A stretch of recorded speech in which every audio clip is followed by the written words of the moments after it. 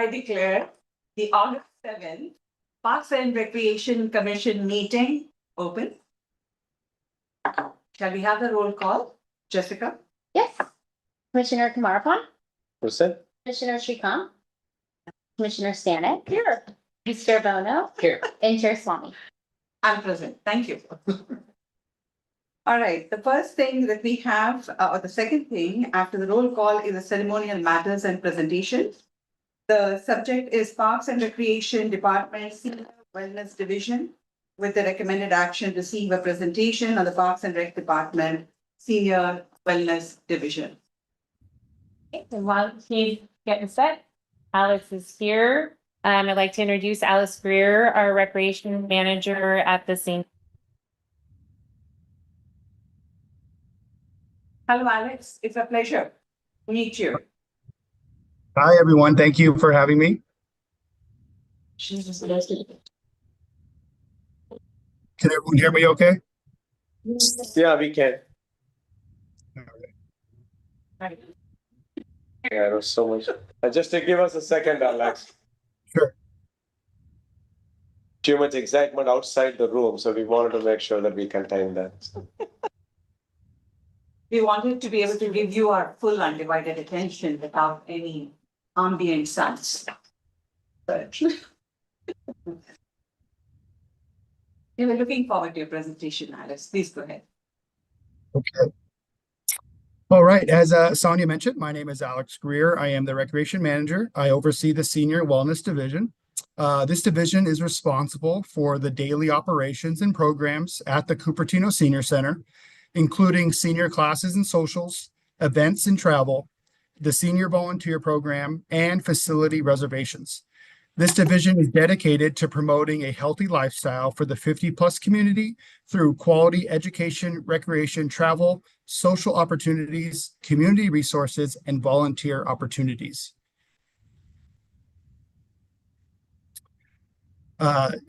During this presentation, I will be covering memberships and volunteers, classes and socials, events and sponsorships, travel, resources and services, external facility usage, intergenerational programs, and future intergenerational events.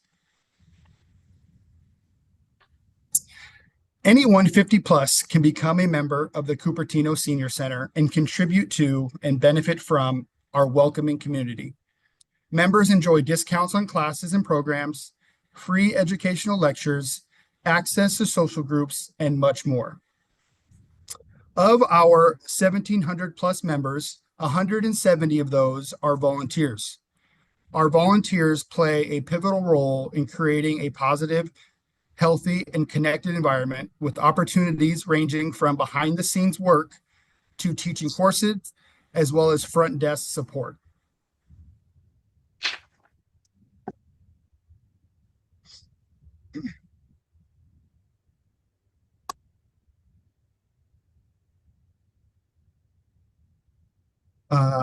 Our classes offer a range of ongoing instructor-led enrichment and fitness courses tailored to the diverse interests and needs of older adults. From chair exercise and line dancing for physical activity to Chinese brush painting and yoga for creative and therapeutic enrichment. Seniors can choose from a variety of options designed to support their interests or well-being. In addition to these many classes, we also offer daily social groups, which promote interaction and fosters new friendships and brings together individuals with similar interests. This program provides many benefits such as improved physical, emotional, or mental health, reduced stress, or may create a support network for those in need. Socials are free for members to attend, but require a $5 visitor pass for any guests 50 plus. Current social programs include karaoke, ping pong, needlecraft, ballroom dance, card play, golf, tennis, bocce ball, softball, and pickleball. We also host several special events throughout the year for members and non-members to enjoy. Our monthly birthday bash features a festive theme, a great lunch, special entertainment, and a birthday cake for all the birthdays in attendance. During the holidays, the center is filled with holiday decor, singing, and smiling faces. In addition to our monthly and holiday events, we also host annual citywide events such as Hidden Treasures, our Senior Center Open House, and our Live Well, Age Well Health Expo. The Live Well, Age Well Health Expo is an event for the community to find resources specific for those ages 50 or better.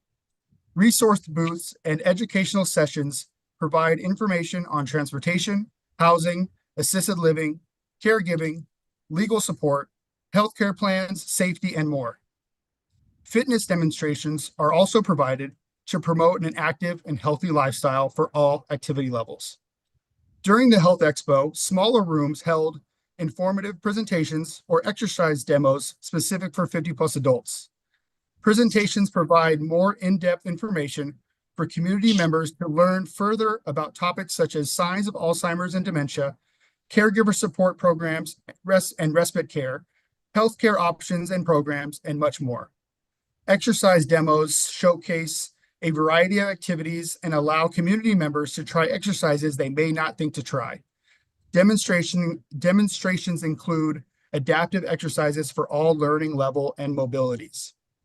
Next year's event will be held on Friday, May 8th. And just as last year, we sought out companies to sponsor the Health Expo.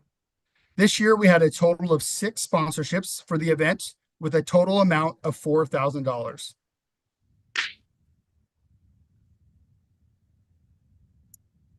In addition to everything else, we also offer a senior travel program, which works towards enriching lives and expanding horizons for seniors, offering an easy and seamless way of group travel to diverse destinations. This program includes day trips to local and nearby cities or landmarks, museums or factory tours, historic and nature walks, and tickets to musicals and much more, all within the Bay Area. This program also includes extended trips in partnership with Colette Travel. Here are a few of the trips that we have coming up, which are through Colette.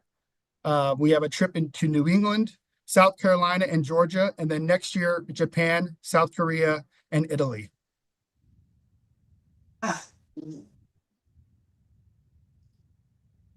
Senior resources play a critical role in supporting the health and independence of older adults. In partnership with various county agencies and nonprofits, the Cupertino Senior Center provides in-person appointments focusing on legal aid, health insurance counseling, and caregiver support. Resources also include educational lectures, presentations, and workshops on a variety of topics, including safety, nutrition and physical health, transportation, and tech assistance. The Cupertino Senior Center also offers contact information for agencies providing resources for seniors. The Senior Wellness and Recreation Division is also responsible for the operations and rentals at the Cupertino Senior Center. This includes city meetings, community meetings, business functions, social events, and other similar activities.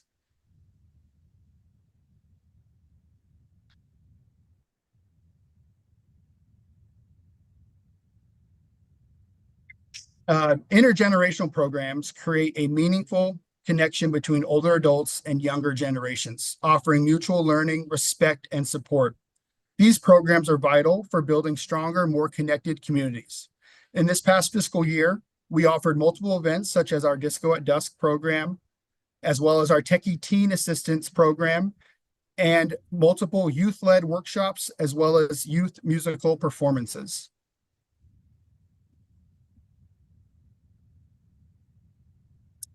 This year, we hosted our Disco at Dusk event for the 3rd year, and this is an intergenerational summer event filled with dancing, games, and lots of fun for all ages.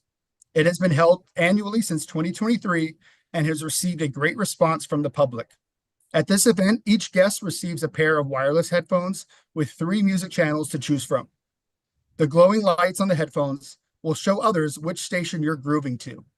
Whether you're dancing with friends or just enjoying the music, this event is fun for everyone.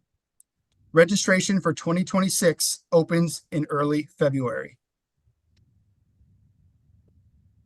Another very popular intergenerational program is our Techie Teens, which connects tech-savvy teens with seniors in need of technical support. Teen volunteers provide support for seniors at the Cupertino Senior Center twice a week from the months of June through August. This program is free to anyone 50 plus and offers tech advice and assistance in a stress-free environment. Interested high school students apply and complete an interview process before being selected. All teen volunteers who are selected will receive community service hours.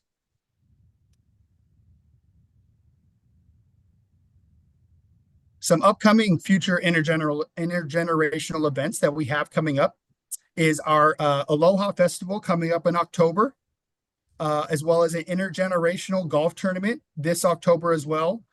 And returning for March 2026 is our Gen Connect event. And then, of course, as I mentioned before, our Disco at Dusk event in June 2026. And that concludes my presentation today. Again, thank you all for having me, and I would like to open it up to any questions that you may have. Alice, can you keep the screen, the previous slide open, if that's okay? Yeah. Okay. We have some questions, Vice Chair. Chair Please. Swan, thank you so much. Thank you, everyone, and thank you, Alex, for your wonderful presentation. Fun facts, I love it. I love these numbers, but it seems to me that I'm looking at, it's great and all. It's like we have less classes, more enrollment. We have less luncheon, and I'm referring between 2023 and 2024 to 2024 and 2025, yet we have more people enroll, which is great. And again, going back to, funny how the mind works. Like last year, as you all know, I'm a hospitality professional, Yeah. and I do understand you're using Colette. Fun fact, my life is travel and agents and wholesalers. I'm only giving the best advice that even though Colette is known worldwide and very active more in Europe than in the United States, and they do have the footing here, it's always good as a rule of thumb to look elsewhere to see what other can provide so that you may want to be able to make more money at the same time for equal, if not inferior, professional, how you call that? Advise or assist on the travel side. It's just my food for thoughts, but otherwise, thank you so much. It's great to see that, yet there is less, but then there is more. But my only question that I had was on the Disco Dusk. There is Yes. obviously a dip. 2024, 100 attendees, 47 of them were resident. In 2025, it's 60. Do we know what this is attributed to? Is there a specific reason? Was it not successful? People don't like it, or the pricing? That kind of stuff. Yeah, I was aware, we all were aware of that dip in the attendance. However, we feel 60 people attending is still very successful. We do feel, I think, just internally that in 2024, we piggybacked on the fame of Barbie. And the Disco at Dusk was Barbie themed. The banner was Barbied out, everything was Barbied. And that really, we felt drew the attendance a lot higher. This year, of course, we could not repeat that same theme. This year, we went with an international theme, which was still very popular. We had K-pop, reggae, and Bollywood music. However, it was just more of a general theme compared to, like I said, in 2024, Barbie, which is very mainstream. And we feel like that drew a lot more people that we would normally see at an event like this. However, like I said, we still feel like the event was still very successful. Everyone that attended was very happy and they had a lot of fun. It did not hit the same numbers that Barbie did, but as I think we all can attest to, Barbie was just a very, very popular movie, and we capitalized on that last year. Unfortunately, they have not come out with Barbie 2 just yet. Thank you so much. Thank you. Thank you very much, Alex. Actually, we saw the same drop even in the parks encampment. I wonder what the real reason is, because we are seeing this across the board. might be helpful for us to get information as to why, because it's a pretty 40% drop is quite a bit. 11 more variants and it means it's no longer successful. That is right. So that is, I think, something if you can look at. I know that from my personal experience, and I know Commissioner Marapan also saw this, the staff is doing a phenomenal job. But that's not the reason. So what is the reason? We should probably understand. And I'm wondering if Barbie explains this issue, but it doesn't explain potentially the drop in. May I say, I think if you, in the foreseeable future, if you see No Barbie 2 comes out, maybe a Taylor Swift type of event, that might attract, just saying. That'll do good numbers for sure. All right, Commissioner Stan. Thank you. Thanks for the presentation. I think I saw the total number of senior center members was at around, it was in the 1,700 Yep. range. So it is. And then, so I was wondering what the previous years were for that, and pre-pandemic, how it compares. Yeah, from what I've been told, pre-pandemic, we were up to about 2,500. So, a significant increase pre-pandemic. However, since I've been here since 2022, when the senior center reopened, we've been gradually increasing every single month, every single year. Obviously, we're not at 2,500 just yet, but we've grown from, a lot lower after post-pandemic to where we are at now. And it's steadily increasing year after year. And events like the senior center open house really boost membership as well when we host that event annually, as well as our Health Expo, Hidden Treasures, Disco at Dusk, all these big events that we do that are citywide always help promote the senior center. So it looks like there's some upside there, that if we did some more marketing, we could maybe get. Yeah. Surpass. Yeah, exactly. And we're actually in the process currently of creating a postcard that we are going to be sending out to residents of Cupertino in areas that see a 45% of 50 plus population. So that postcard is being worked on currently, and we're going to be sending that out in the next month or so. One of it's going to be promoting the open house, but it's also just going to be a general postcard promoting the senior center in general. So we're excited about that, and we feel like that should really, really help boost membership again. Of the 1,700, do you have like a distribution of, there are some number of members that do a whole lot of activities, and there's some that do almost none, and then most of them are in the middle doing. And so I was wondering, like, on average, how many programs or activities does a particular member participate in, and how does that distribution look? Yeah, I think a good number to look at is our classes and social participation, which is on there as well. Which sees, obviously this is repeated customers, but we're over 4,000 people that are participating. So again, like I said, that's not individuals, that is repeated members. But if you think of 1,700 members, but we're getting over 4,000 participation, it shows you that a bulk of our membership are participating in our programs and classes, which is what we like to see. Well, yeah, I think you could probably maybe do a little bit more digging into that to see how many programs are people participating in, and do they cluster a particular interest, or are they broad? Okay. Yeah, I can definitely look into that for you.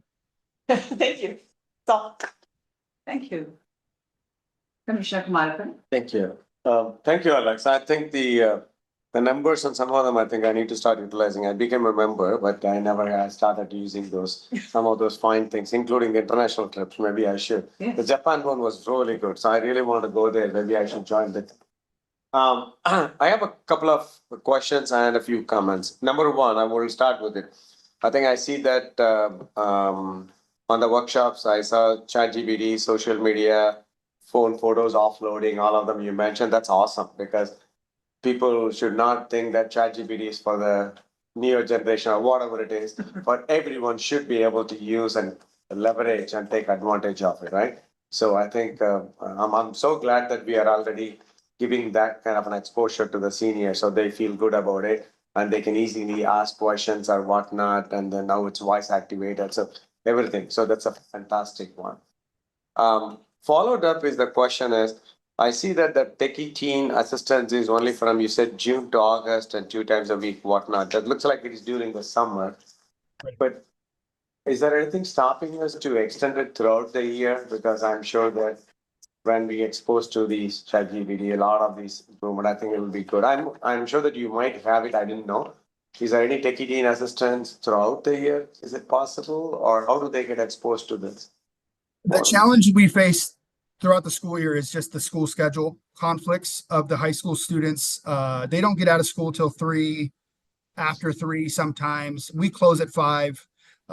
We don't really offer a lot of programs after 4 p.m. Some of our classes or socials will go until 4:30 or 4:45, but typically most of our classes and programs end around 4 and 4:30 because we, close for the day at 5 o'clock. So the biggest challenge of offering something like that with the teens is just the conflict of their school schedule. So in lieu of that, we offer the workshops and the concerts and different things like that where it fits better with their school schedule. So they can arrive maybe on a minimum day. They can come over and offer a workshop once a month, things like that. But the Techie Teen Assistance, we like that it's twice a week.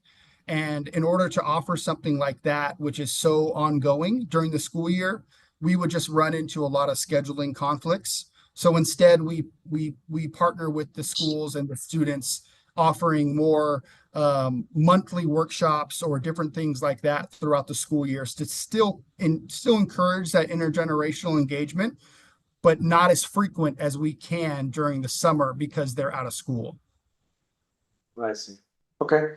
Yeah, I think the reason I asked is that I think the continuous education, continuous exposure to any of these technology one would be great. Otherwise, they are boxed in for 3 months, and after that, they are completely gone. They have no Yeah. idea how. Of That's the course, only. we offer tech assistance year round. But it's offered by peers. So it's other seniors teaching them and supporting them in the technology world. So we offer tech classes one-on-one or group support throughout the year.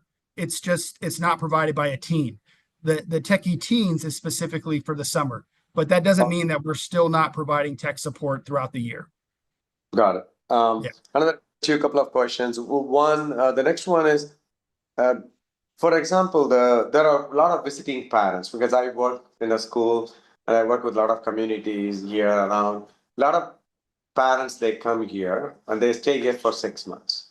They're seniors. I see them every Sunday when in the school I teach. But is there any program available for them? They can come and do it like they're visiting from India, China, and many other places. Yep. And is there any program available for them? Because my school is starting next week, so a lot of parents are still here. I just wanted to, when you said that you want to promote the cards, and I said, hey, I won't even tell them, hey, go on there because they don't know what to do when their Mhm. daughter or son, they're all went to work and they're sitting they don't know what to do, even Yeah. though language be a barrier, but I think there'll be an awesome opportunity. And there are lots of seniors are visiting. So is there any program available for those kind Yeah, of? absolutely. And that's the great thing about the senior center is anyone 50 or plus can enjoy all of our programs and all of our activities, whether they become a member or not. They can sign up for classes, they can attend the socials, they can sign up for our events. It's really open for anybody. You just need to be 50 or better and you can participate. We always encourage membership because it helps with parking and you get, the coffee and just different little perks. But in reality, even if you're only visiting for a month, it may not make sense to become a member for a year if you're visiting for a month. But that 1 month, you can still visit us every single day and enjoy all of our activities. Awesome. Okay, no, I'll be one of your marketing person to locally promote that. Thank you. Last question I have is, we used to have the movie nights when I was in library commission. I know through the library or through the Cupertino Library Foundation. So we used to do movie nights. Is that still happening? Because I know in your programs I haven't seen that one. So I was wondering. We do monthly movies yes, and I do remember about yes, and recently we did partner with the library to offer additional movies. Um, I am not too sure what happened with that partnership. Um, but I can definitely look into that and see, where we're at with bringing that back. But we still do offer monthly movies once a month. But I do remember we did have a partnership with the Cupertino Library to offer more specific types of movies. That they weren't as frequent as once a month. It was more once a quarter. Yeah. But I'm not too sure why we discontinued that program. Definitely that's something I can look into with my staff. Yeah, that'll be awesome because I used to come and I watch movies with them, number one, and they bring in some of the movie critics, and then they will talk about what the movie is, how they took it. Sometimes real actors and others produce some related to that movie series, kind of. It was always fun and a lot many questions and the people. Oh, that's my time. These movies were released, kind of. It's not the latest one, but it was so fun, and I'll be like always sit in the middle of it and I enjoyed it. And that's what I just wanted to ask. But anyway, so overall, thank you. I think you have tons of things, in the plate, but whatever help we need, and I'm sure that I can help in one area. So thank you. Thank you. All right, thank you. Commissioner Shika. Yeah, thank you. One last question probably from us. Travel seems to be a very successful program. I see that there's a lot of travelers going. Is there a support like chaperoning or just organize and the seniors are on their own? Yes, each trip there's one staff member that attends that is helping organize everyone during the day. They're keeping them on schedule. They're giving them updates. They're there obviously to keep them safe and healthy and happy and make sure. A lot of times the trips have 2, 3, 4 different elements, whether it's a tour, a lunch, shopping. There's a lot going on, a lot of moving parts. So we always send one dedicated staff member on the trip to make sure that everything transitions smoothly throughout the day in order to make sure all the travelers are having an enjoyable time, staying on schedule, and staying safe. So yeah, at least one staff, sometimes two, depending on the size of the group. Most of the time, it's one person. She's very experienced. She's been doing it a long time. The travelers adore her, and she does a phenomenal job for us. Awesome. Thank you. Great. Is it actually normal for all cities to consider 50-year-old and above as seniors? Oh, because I'm senior myself. I realize and I signed up, but I never imagined that I'm a senior, but Yeah. okay, but how did this number come about? And what settled on the number 50? Well, I think there's a little historical perspective on that as far as the city of Cupertino goes. I do know, working with other cities, it's either 50 or 55. I have not seen many other senior centers much higher than 55, but I know the norm, in my experience, is 50. And I do believe there was a time where internally in our department, one division was 55, another division was 50, and it wasn't consistent. So we changed it to make it where seniors across the board in Cupertino were 50 plus. But that was pre my time here. I think it was either the golf course or the sports center. There was some discrepancy in ages, and it just didn't make sense why one area was 55, another area was 50. So they made it obviously more streamlined. But I can say other cities in our area, it's either 50 or 55, Okay, which is so the common age. Yeah. I see a lot of these photographs. These folks tend to be on the older side. Right. Because it's a different generation. It could also be a parent and a child, right? 50 and then 85, 80 Right. years. Yeah. So how Yeah. do they turn out? Because do you see the younger people show up, or is it just the much older people that are somewhat restricted with their social lives and mobility and therefore take greater advantage of the program? Yeah, I will say I think a majority of our membership is 60 and older. We are always trying to find creative ways of bringing in the 50 to 60, the 50 to 65. Programs like pickleball has helped that.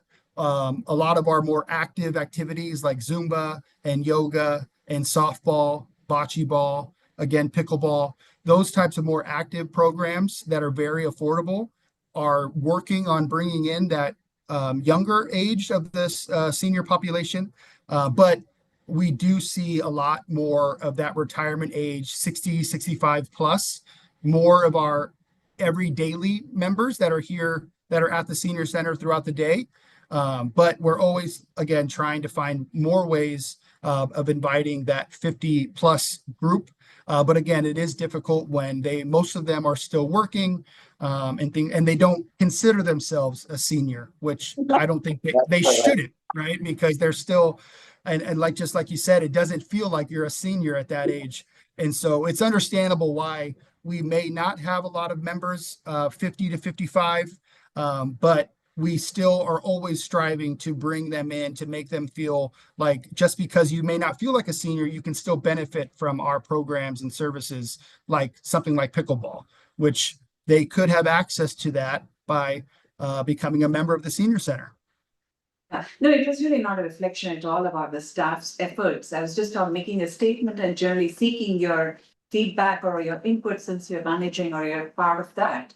That it tends to be those I'm imagining with fewer ability to just take off trips, and therefore it is a great thing for them to come. And if so, if that is turning out to be the audience, your efforts notwithstanding, I don't mean just Alex, you, but the team of people notwithstanding, but it could be that while it is open to everybody, maybe there is greater agency for people between 50 to even 70, because a lot of people look much older than 70 even.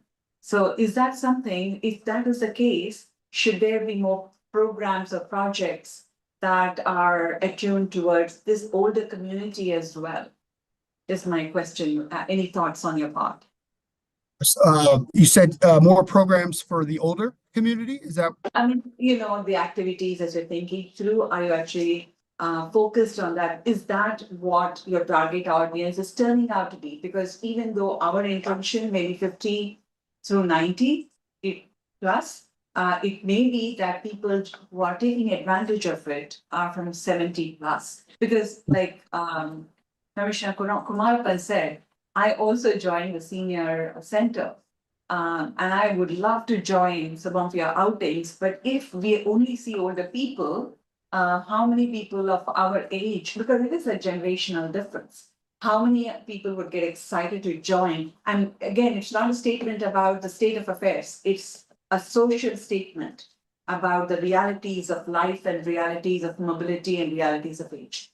May I translate a little bit what you're saying, just so that I keep telling everybody I'm 29, but I'm on my way to 54, so to what you mean, would you like to say, is there more a prevalent program between 50 to 58? Maybe that might be enticing more people in Cupertino to join in, rather than being, and where it's not being negative in any way, shape, or form, right? But like from arriving into a senior center, we're seeing that the age gap starts between 70 all the way to 90, Correct. if not higher.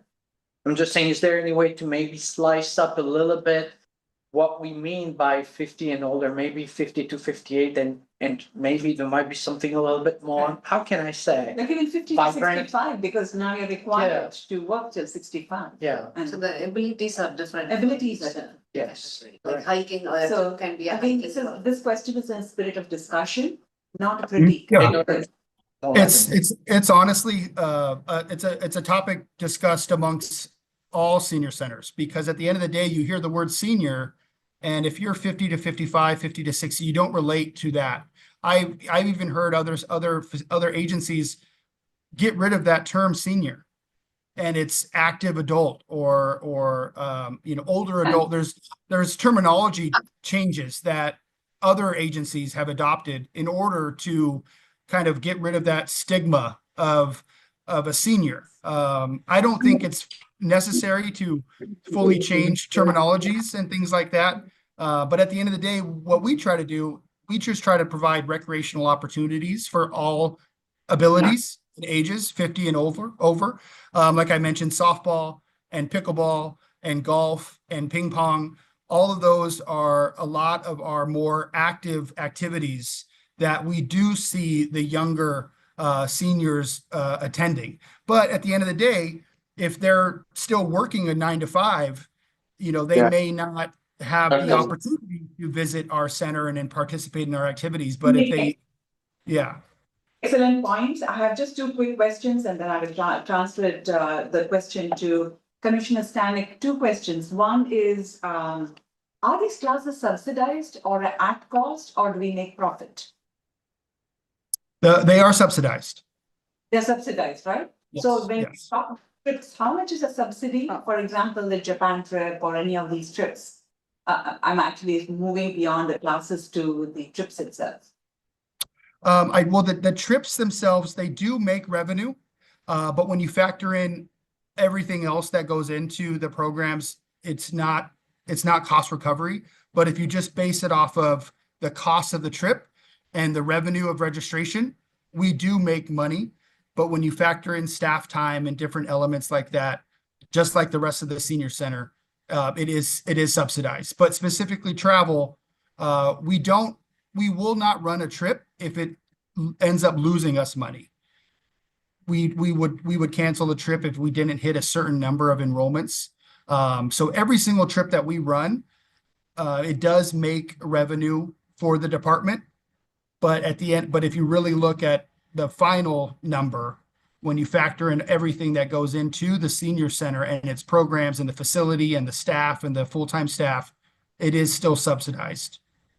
Alex, that could be the reason why enrollment is dropping, because if there is an external agency, like they have group travels, and if that ends up being cheaper, maybe that can explain some of the drop. It's not a comment on why we shouldn't be or any of that. It's just, could that potentially be one of the reasons why fewer people are taking advantage of these trips? I think the travel program is still very popular. We sell out every single trip. We offer over 20 trips a year, on average, almost 2 trips a month. So we still see the trips being very popular and selling out. We have not noticed any dip in enrollment for the trips or classes or other some of our mainstream programs. I'm assuming caretakers can join as well. Yes, yep. Caretakers are definitely encouraged to join in on classes, events, or trips.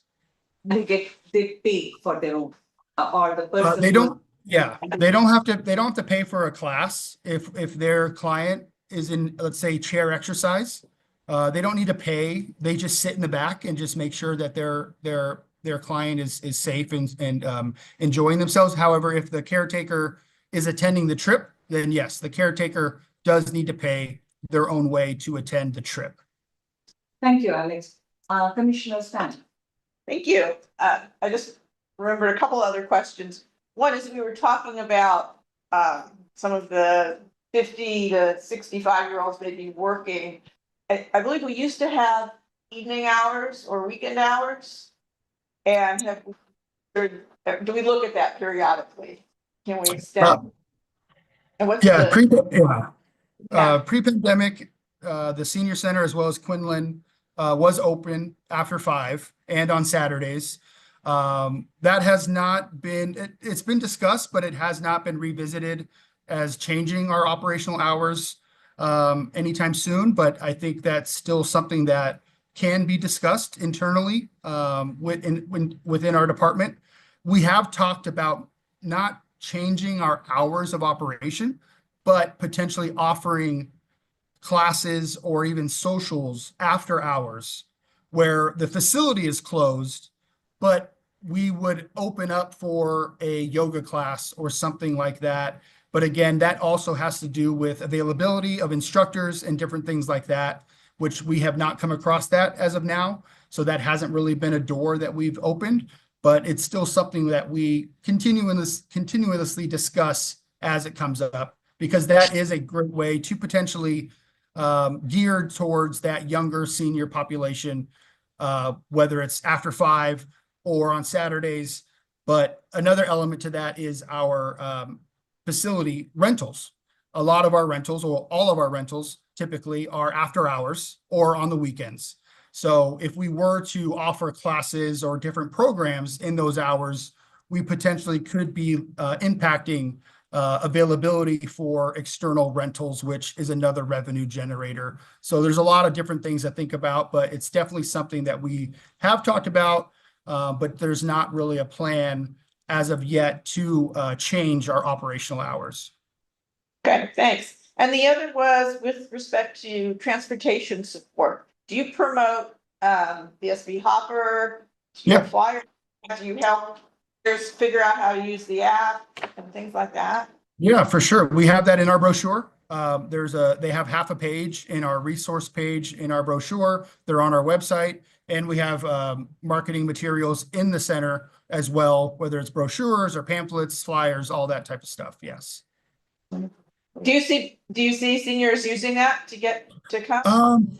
Yeah, we see the Hopper vehicle pull up every so often for sure. A lot of people live nearby, so they either walk or they get dropped off, or even Uber or Lyft, but we absolutely see the Hopper vehicle drive through our parking lot quite often. Yes.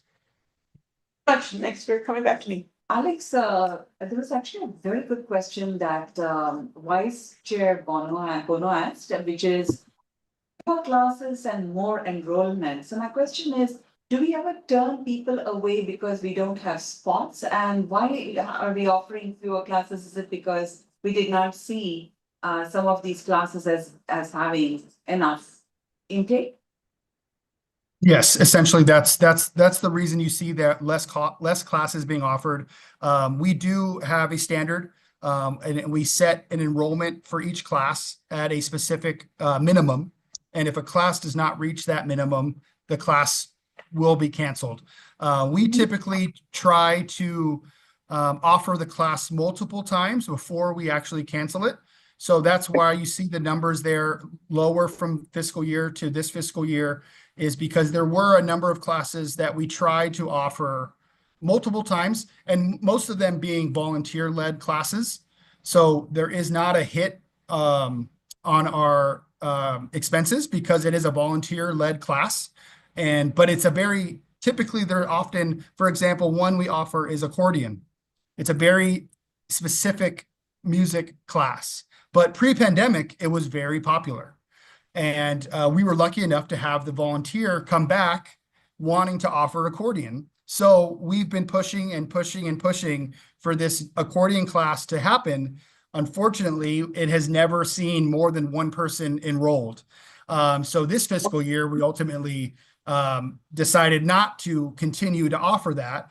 And that's just one example. So that's typically why you will see less classes. But we're in related to that, we're also offering more of our popular classes, or more opportunities for our popular classes, like line dancing. We have those line dance instructors. They may have 3 classes. Now they have 5.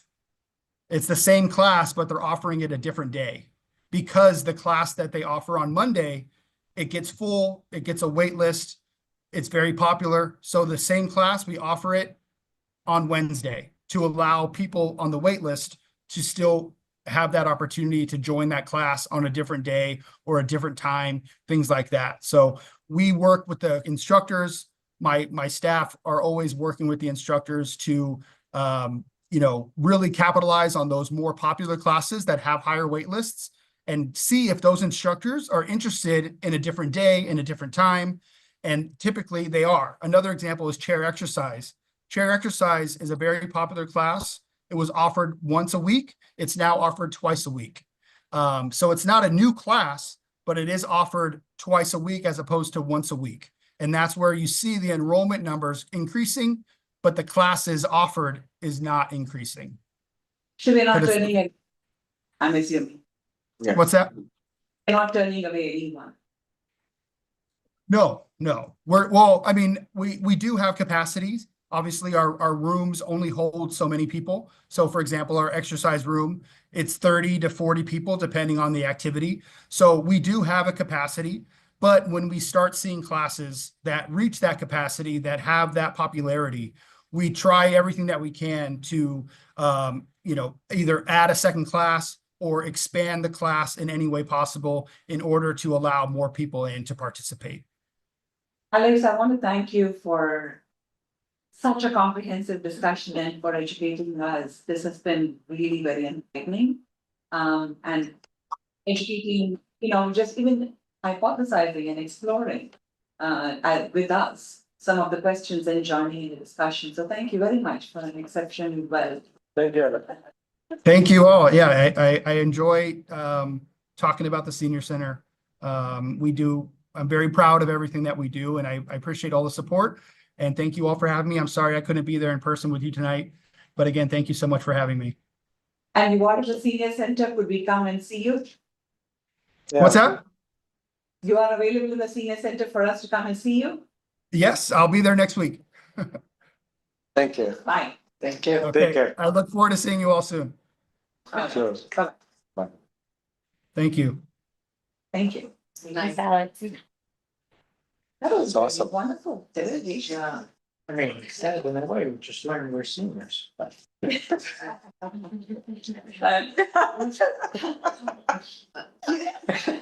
I learned. No further in the comment. Library committee, 4 years ago, I learned. That once you turn 50, you're going to become a senior. Yeah.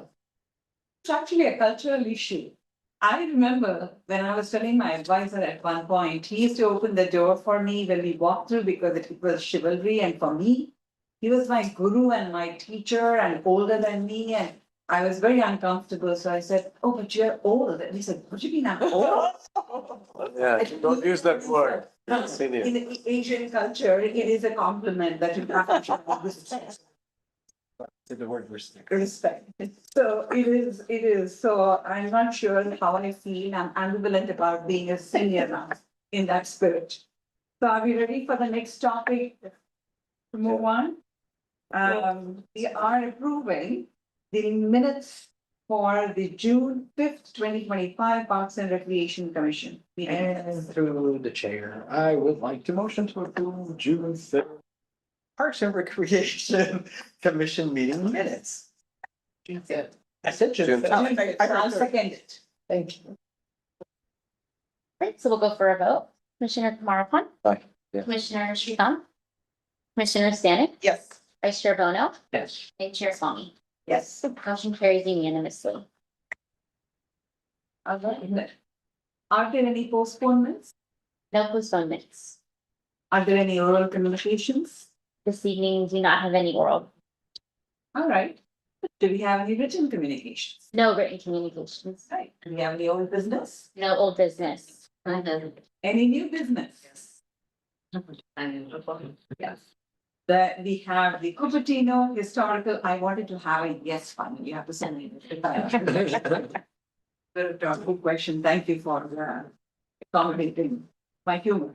Cupertino Historical Society and Museum Annual Report, we will receive a presentation on this, and we look forward to it. I'd Thank you to very much. introduce Bruce Parsons from the Historical Society to present his annual report for the Historical Society. Good evening, everyone. Hi. I am the treasurer of the Historical Society, have been for a year or two. And I'm gonna see if I can make sense out of our yearly city grant report, for which we appreciate the city's support to the Historical Museum. I have kind of altered my presentation a little bit, page wise, and Jessica's help, so I may jump around a couple of pages. But Please do what makes sense to you. thank you, Jessica.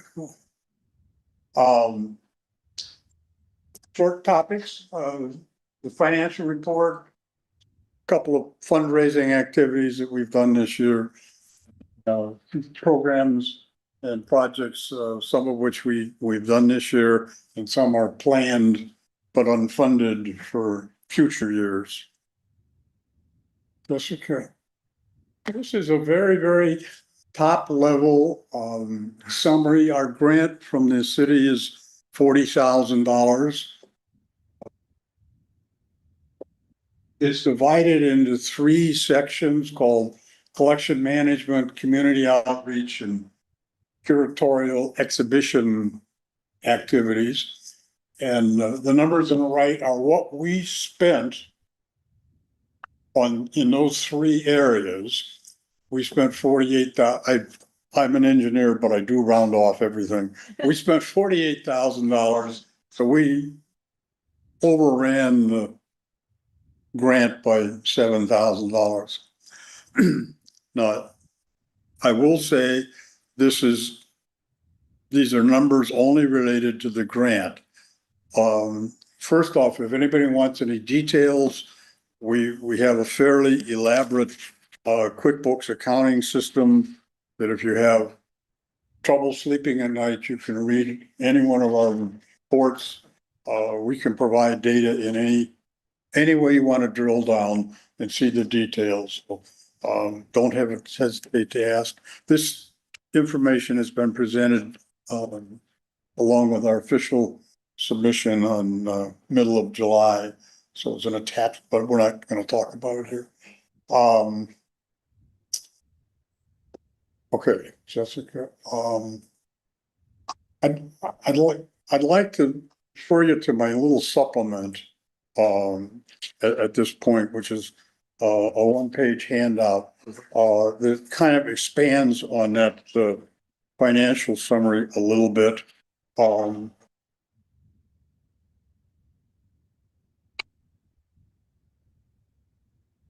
It grant breaks these three categories down into smaller numbers, 12,000, 15,000, and $13,000. And in paragraph A of my supplemental data here, I show what we spent in each one of those groups against what the grant says. Now, the grant's not casting concrete, it's kind of a guideline as to, we think you're gonna spend about this much on exhibitions and things. So, okay. Fundraising, yeah, I'm sorry, Jessica. Oh, yeah. Fundraising, we have a couple of big fundraising, well, we have one big fundraising thing every year. We typically have around 100, maybe 120 people. This year we only had about 90 people. We have silent auctions, we have live auctions, we have entertainment. This year, the Day at the Ranch fundraising thing at Blackberry Park, we had some guest speakers that talked about seniors who talked about their experiences 75 years ago farming and developing the agricultural aspects of Cupertino in our area. We have a couple of little projects that don't really raise any money. I'm not sure why you would call them fundraising. Traveling Trunk is a program with a big trunk of old time gadgets and things. And we take it around to the schools and explain it to the kids. We've done 3 or 4 of those programs this past fiscal year. We have an oral history program where we collect oral histories from senior citizens mostly. We have quite a few of them on our website and we are adding to it on a regular basis. We are working on a Monte Vista walking guide program, so take tours of the Monte Vista area. The third item up there, community outreach. One of the big things we do is what we call tavern talks. They're kind of history tours.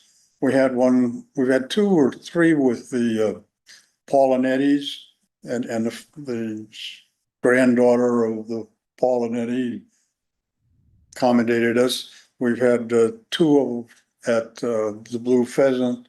We had one the other day at in Pescadero in conjunction with another historical group. All told, in the last 18 months, we've probably put on 12 to 15 tavern talks.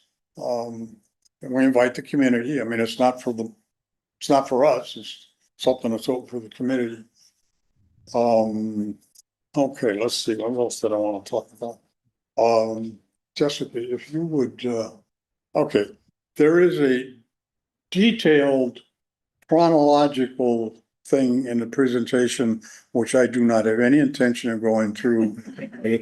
If you want to, it kind of walks through all of these things on a month by month basis. But in the interest of brevity, I decided last night to condense that all down. So if I could ask you to go back to the handout to called paragraph B, where I talk about deliverable output. Under the collection management aspect of our grant, we've done three major activities. One is a Stockholmeyer House task force that we've participated in on fundamentally how the museum get together with the Stockholmeyer House and use it as a bigger museum. We only have like 500 square feet in this little museum here, and we're kind of cramped for space. We've spent quite a bit of effort on Mayor Chow's Cupertino Stories program, where we're providing documents and images and photographs and pictures, oral histories. We're doing an awful lot of work to support that.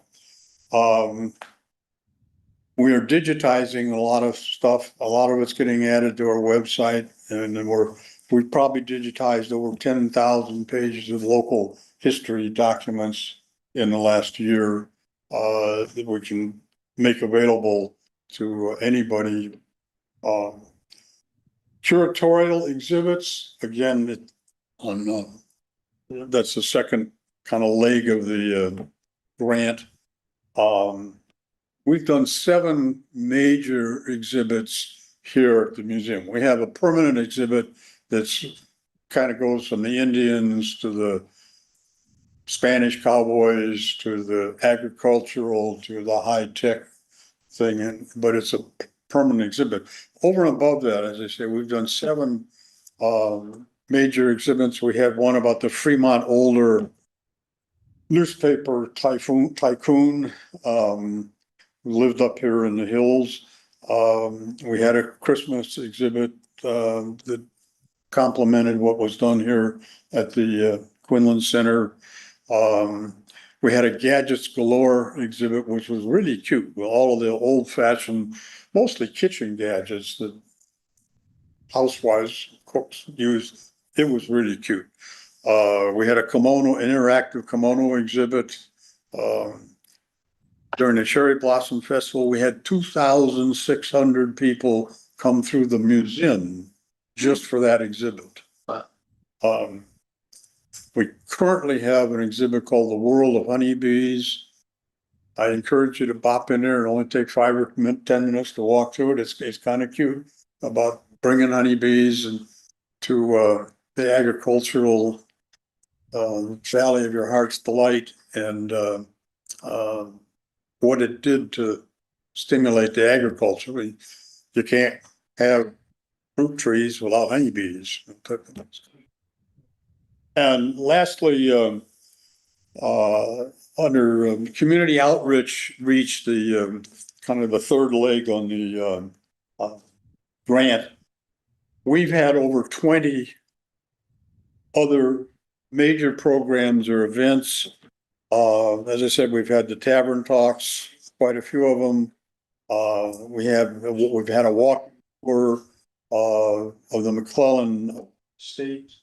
We've had a public speaker named Deborah Cordell, who gave a speech to the public about the Portuguese coming to Santa Clara Valley. We support the Black Bear Smith exhibit the last Saturday of every month out in McClellan Park. We had a John Ralston speaker who came and talked about his book about the Fremont older people. We had a walking tour we conducted of the Folger Estates in Woodside. I could go on and on. We've had 23 major activities, events, and Jessica, if you would skip to the one called estimated funds. Yeah, these are some of the activities that we have on the drawing board, so to speak, of things we would like to do. Past Perfect is a software program we use. We'd like to get a more up-to-date version that is shareable with multiple people. We desperately need storage space, but I'm looking into trying to get a storage locker and put it, one of those big shipping containers, and putting it up at the Snyder Hammond house up by the cement plant. We spend almost $10,000 a year in storage costs at our public storage locker. Wow. For $2,000, I can buy a Container and then. container, and then I don't have any rent. But we're looking into the environmental aspects of it. Anyways, the same thing. These are things that we would like to do if we had enough money. And I think that's all I have to say. So I am gonna open myself to questions and thank you for your time and your support. Thank you for your presentation. I know we will have a few questions and we're so excited to have this information from you and have a better understanding. So, Commissioner Kumarapan, I'm sure you seem to have a few questions. Yeah, no, thank you, Chair. No, I think the question is mainly on the single handout. You said, I think the collection management is, the funding is 12 and the actuals are 22. Looks like that's the only area where it is draining. You need more money on it, so I'm trying to figure it out. I know the city has a specific funding limits. How does that 22, is it based on these three, like collection of three major activities you put in there? Is the digitization is taking so much money because it's one time? I'm trying to find out where that money is going into out of the three, because that's only overrun I see, like 10K overrun. And how best we can help? The question is to see, okay, is there The gal that does the digitization shows up in the finances under the collection management. And we've done a lot of I never can say that, digitization. An awful lot, I think, like over 10,000 pages of work we've done. The other is the storage costs that I'm just mentioning. Yeah, you just talked about it. A year ago, our storage bill, sir, was $275 a month. It is now $875. It was going up $600 in 1 year. Per month. Yes. Per month, yes. So that's kind of where it got Yeah, okay, way out of it right, a little bit. okay.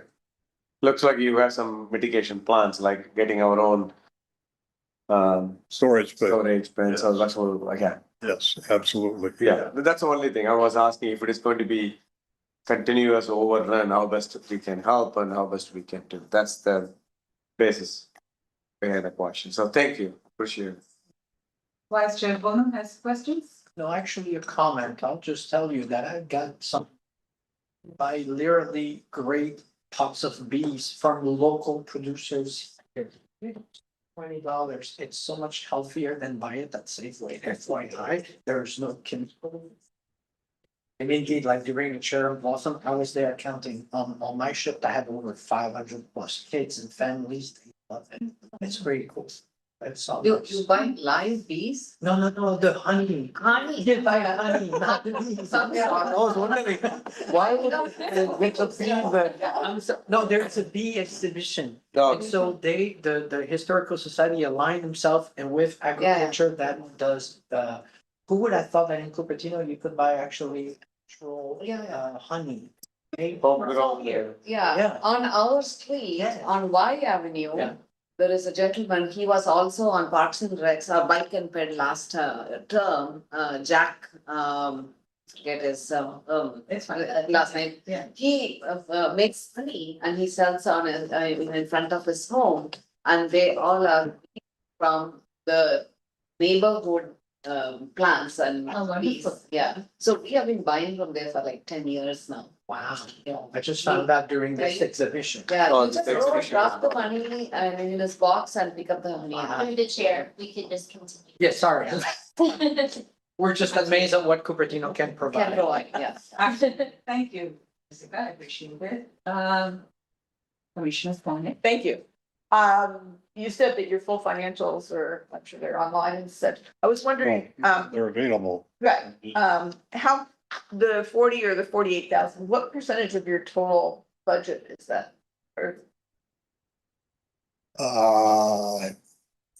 just rough numbers? About 25%. Give me 5 seconds, to give you Okay, almost exact number. okay. Cause, I've never- yeah, I kind of wanted to make, what, we're not funding the whole historical society. Absolutely not. No, Yeah. And, no, you're not. so it's in the 20-25% range. I'm sorry, I apologize. It should be right on there. It is.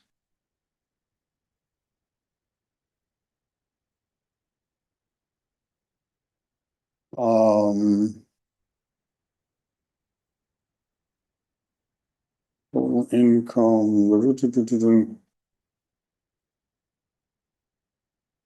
It's 1/3.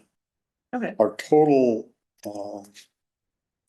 is about, our total income. Expenses.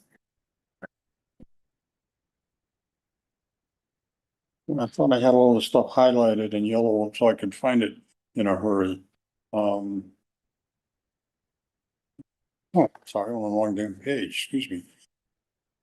Our total income was, again, I'm rounding up, $140,000. Okay, That's, and your expenses are the same, so you're breaking even yes. that way, okay. And And, most of those are from,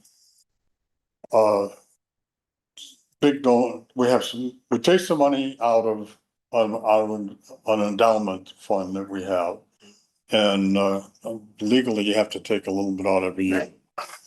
We also were fortunate to get a unexpected donation from, Apple, $30,000 last year. Came out of thin air. And, we have, you know, what's on the piece of paper you have doesn't include membership dues and things. So our total income, as I said, was a little under 140,000. okay, So 1/3 of, Pardon? close to like 30-35%. Yes. What we are getting funded by the city, Okay. so it's just, yeah. And so clearly when when you're over budget, you're supplementing what the city's giving you through your With our own fundraising. money. Yeah. Absolutely, yes. Yes, that's it. I couldn't said it clearly. Scarlett, do you have any other questions? Thank you. Does any other commissioner have any other questions? I have just a couple of them and they're just as related to the funding, because you said that you are $7,863 odd in excess, the expenditure was in excess. But it also seems to me from what I understand, that you have endowments and that you have a significant budget. Is that correct? Is my understanding correct? I'm sorry, we have an You endowment? also have endowments and other fundraising. How Yes. much money do you raise through the fundraising?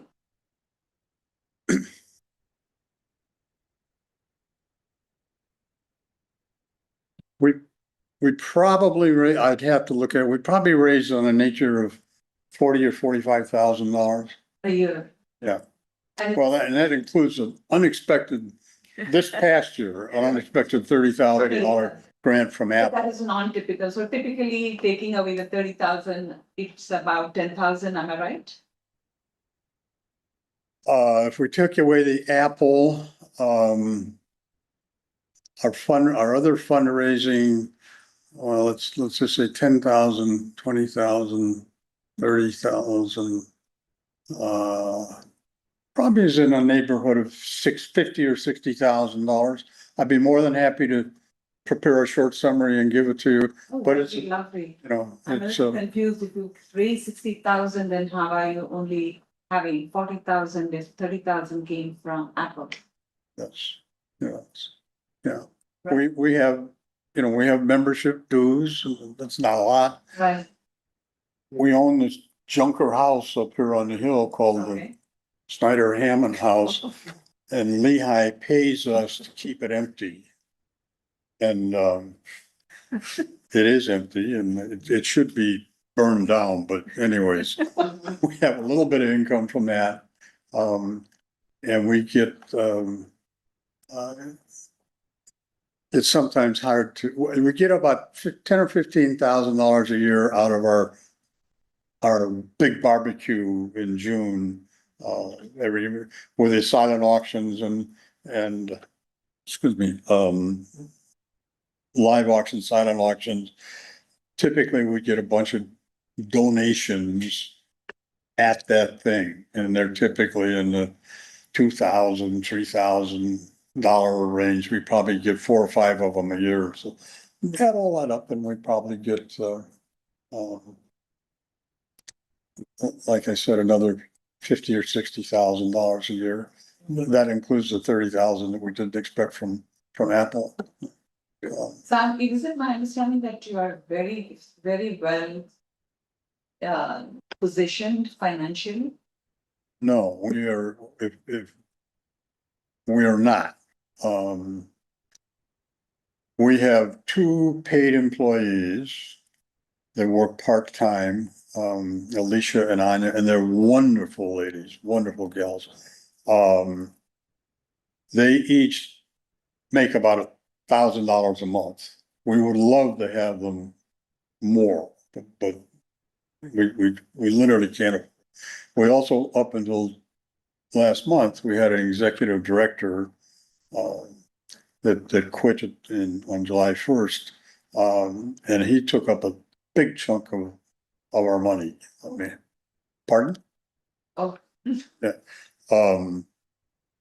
He's gone. We haven't replaced him. I'm working on how to maybe extend the girls' hours and what's the need for replacing the executive director, pushing it down. We don't really need an executive director in my mind. We need some more day-to-day, hands-on people doing work, you know. We have, as I said, we maybe digitized 10,000 pages last year, stack of stuff to digitize. That's more important. We could do that indefinitely, type thing. But, without replacing the executive director, we kind of break even every month.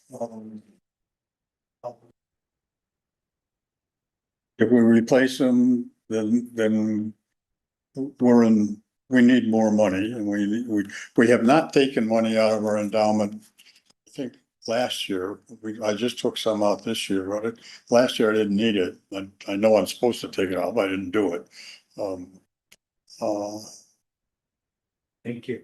You know, our big thing we would like to have is, we'd like to have some more space.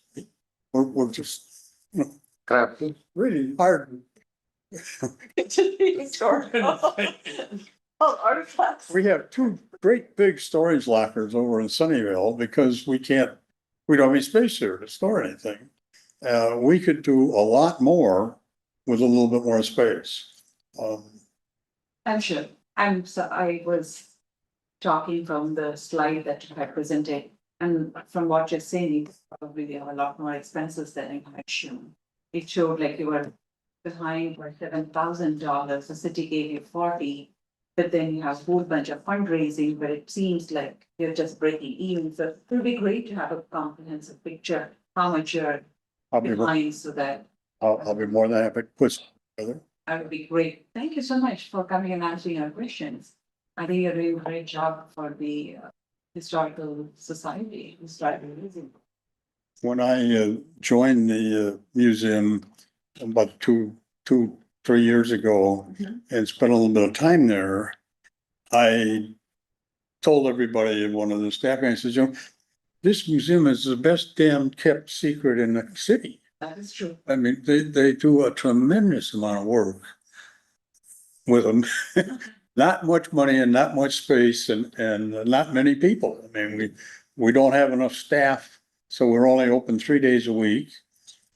We try and even during those 3 days, we try and staff it all the time with volunteer docents.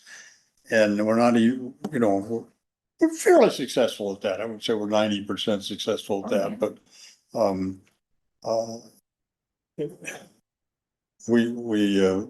we don't have the resources right now to be open 5 days or 6 days a week if we were to open on Saturday, type thing.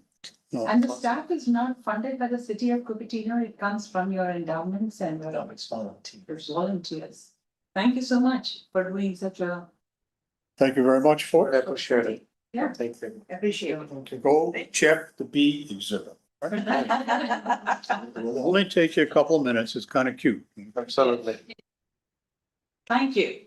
All right, moving on to the next one, it is commissioner discussion on the pickleball. As you all may have seen an email come through. Just summarizing that, the city council, thank you again. The city council actually came up with an advisement, the decisions that before from dawn to 9 AM and from 7 PM to 9 PM daily, that players use white pickleball rackets, right? They are doing this initially just to have an understanding of where this will go, and then they might choose to expand it or not. But the mayor said, please go ahead and feel free to discuss that among the commissioners. And let us know what your thoughts are. And of course, this is a pilot at this moment, because one of the key concerns is that the noise. I don't have an issue. I hope you all don't have an issue, but apparently those who live close to it, it can be absolutely, and I can imagine I play table tennis and that was noisy, but pickleball can be really noisy. And the cost to the city, if we had to put up noise barriers, it runs into hundreds of thousands of dollars, which a silent pickleball racket that the players can take responsibility. I was told that it's as little as $40. Now, how good it is for the players is something I can't comment on, but certainly taking everyone's interests into account, it is certainly something that the city council has chosen to take the first step, but certainly would love to hear our thoughts on it. I'll just start by just saying, to be honest with you, we need to. May I call you for the record? Oh. Vice Chair. My apologies, I'm sorry. No, I welcome that because I think it's part of data that we need, and I guarantee you that surrounding neighbors, they will feel the difference immediately, and it gives us a direction whether it works or it doesn't work. If we can save money by implementing this, actually, more power to it. Personally, I would have extended from 6 PM on. I'm just saying, but I welcome this idea. I think it's wonderful. And we will know very soon whether it's actually actionable, it's a real solution that works and make everybody happy at the same time while they're exercising. But one thing we cannot do is those people that screams while they're pushing. Maybe on the racquetball itself, but not on their voice. But that's all I have to say. But I welcome. Thank you very much for your thoughts. Thank you. And I'd certainly love to encourage any more thoughts as we start discussing and then go once more once we go through and Commissioner Kumara. Oh, she hasn't had I much more. thought you were. I know, I haven't. You haven't done it at all. So you change your mind. Commissioner, you take it. Thank you. Right. I love this idea of implementing this rule. It saves money and also takes care of the neighborhood. At the same time, probably there should be rules around the voice as well. They should keep it, there should be signs everywhere saying it's a quiet time. As long as you can play quietly without disrupting the neighbors' quiet time, those times will be allowed, something like that. Within the court, right? Yeah, within the court. Oh, Yeah, yeah, okay. within Yeah, the court, makes sense.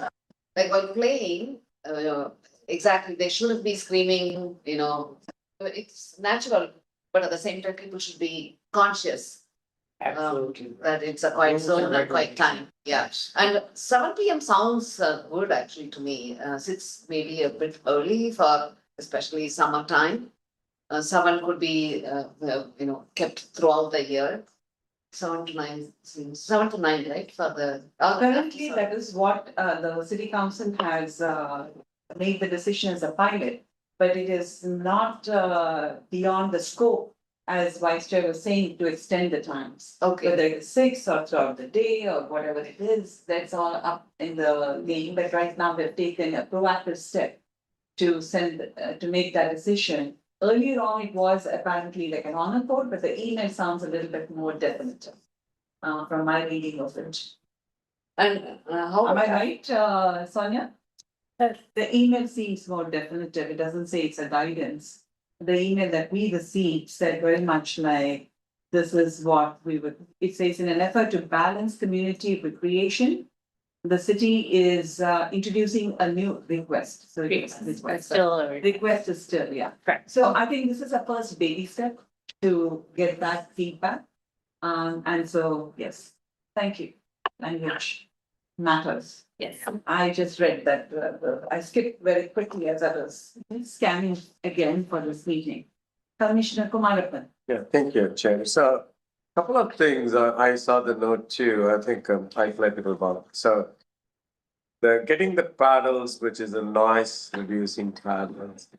And yes, people is really respect, yeah, they can go and get it, but it's, I don't know how the city is going to enforce it. So it's a request, and I think it's going to be very difficult to enforce it because that means you need to have someone to monitor and do it. It's not easy because every panel comes with it and it says noise reducing and then different levels. Yeah, as I said, it is 40 and even it go to $250, but still, it's some of them really produce noise based on the ball. So while I'm really, yes, we can request it, but I'm at least personally I see that it is going to be challenging to enforce and to really monitor. That's one. But at the same time, I like to see, I think I forgot the person who presented, who is leading the pickleball one, I think maybe 3 months back. I forgot her name. So I think we need to, the way in which I work with the San Jose side, because my home is nearby that John May spot, so I play there with my son regularly. And they have a fantastic way to coordinate with the community around it. And it's all done by the overall program coordinator or the person who maintains the WhatsApp group, whatnot. So I think one of the requests I would like to put it is that the person who presented to us earlier, we need to bring that person back, whoever is the president or the coordinator, whatever, and we need to openly discuss these are the things and how they can enforce it. And a city can give a guidance, we can provide all the help, whatever. But I think enforcing and putting the rules and regulations done should be done through them because that's how it works in San Jose side.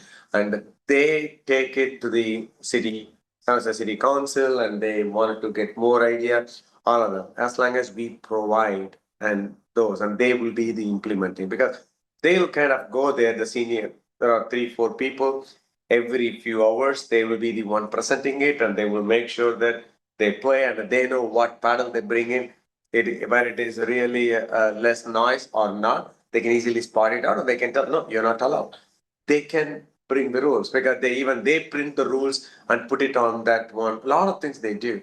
Beautiful.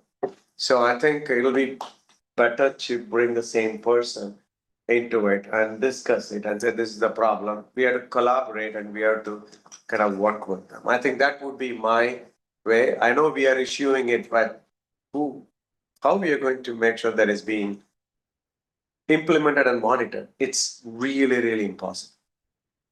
As a player, I'm just putting it into play. Because there's actually a gym that I go to where there are huge signage everywhere that says, no grunting, no shaming anyone, and it works actually. And if someone's grunting, there's actually a horn over there, someone goes and blows it, they don't call anyone. Wow. But I have really, in I all don't the know. time I've been there, it's been used twice.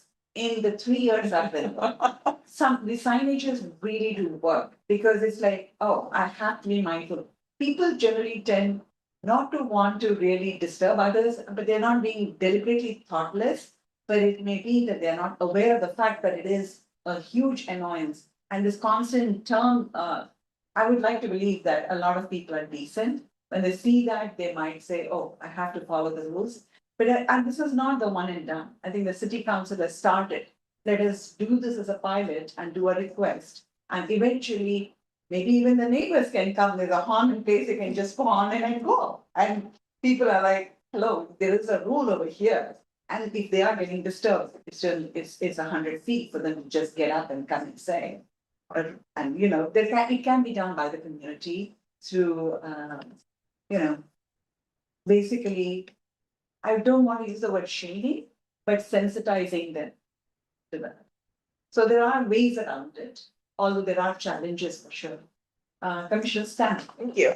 I was thinking, I know you play, I don't play, but I was thinking it would be good for each of us to go out to the pickleball courts at different times. One during the day when they're not asking them to do that, and one at night, and see if there's a difference and see, are they abiding by this? And I was also wondering if the city could get an inventory of these paddles that could be checked out.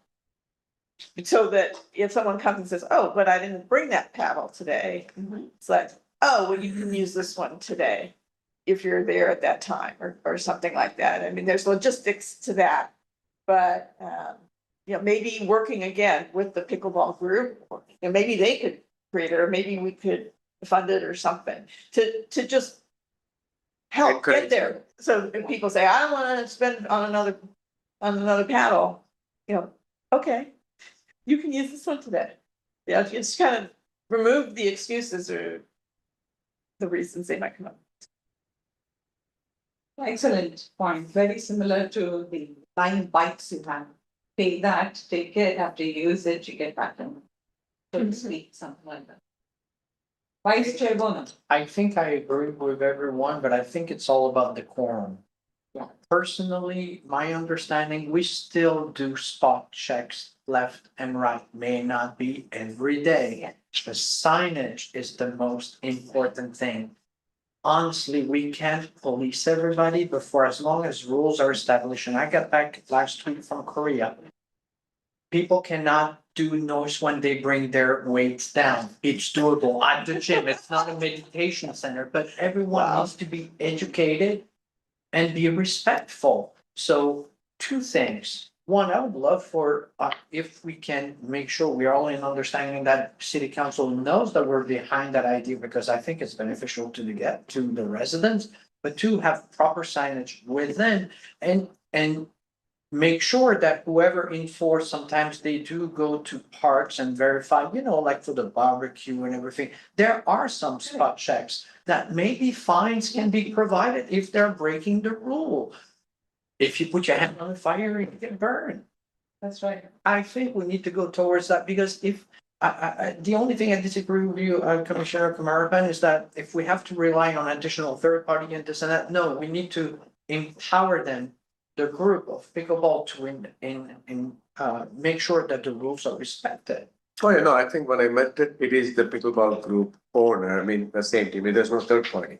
Yeah. Whoever is a coalition, they're forming it, there always be a program coordinator or lead everybody listens to, that person puts it. So there is one person in San Jose, we all listen to him. Right. Very senior person, but whatever he says, that's all, and but he works with the city and then implements. So similarly, whoever is representing the pickleball group, whoever presented here, that's a person I mentioned, that we need to empower, we need to work with it and say, this is what it is. Even we can empower the neighborhood watch Yes, to certainly reinforce an the idea. policy. absolutely. So we can even We ask should and be a inform all the community residents. enforcement, Yeah. so to speak. And the other thing is, even with traffic, we are not everyone is following the traffic rules. And not that everybody gets ticketed every single time, but there is the fear, like the spot checking, that you can. That there is this enforcing. Right now, it is not, but this is actually where they want us to talk about it, to give them guidance. At least it took the first baby step. So for us to be behind it and say, for the sake of the community, I heard somebody who actually goes to the senior center regularly.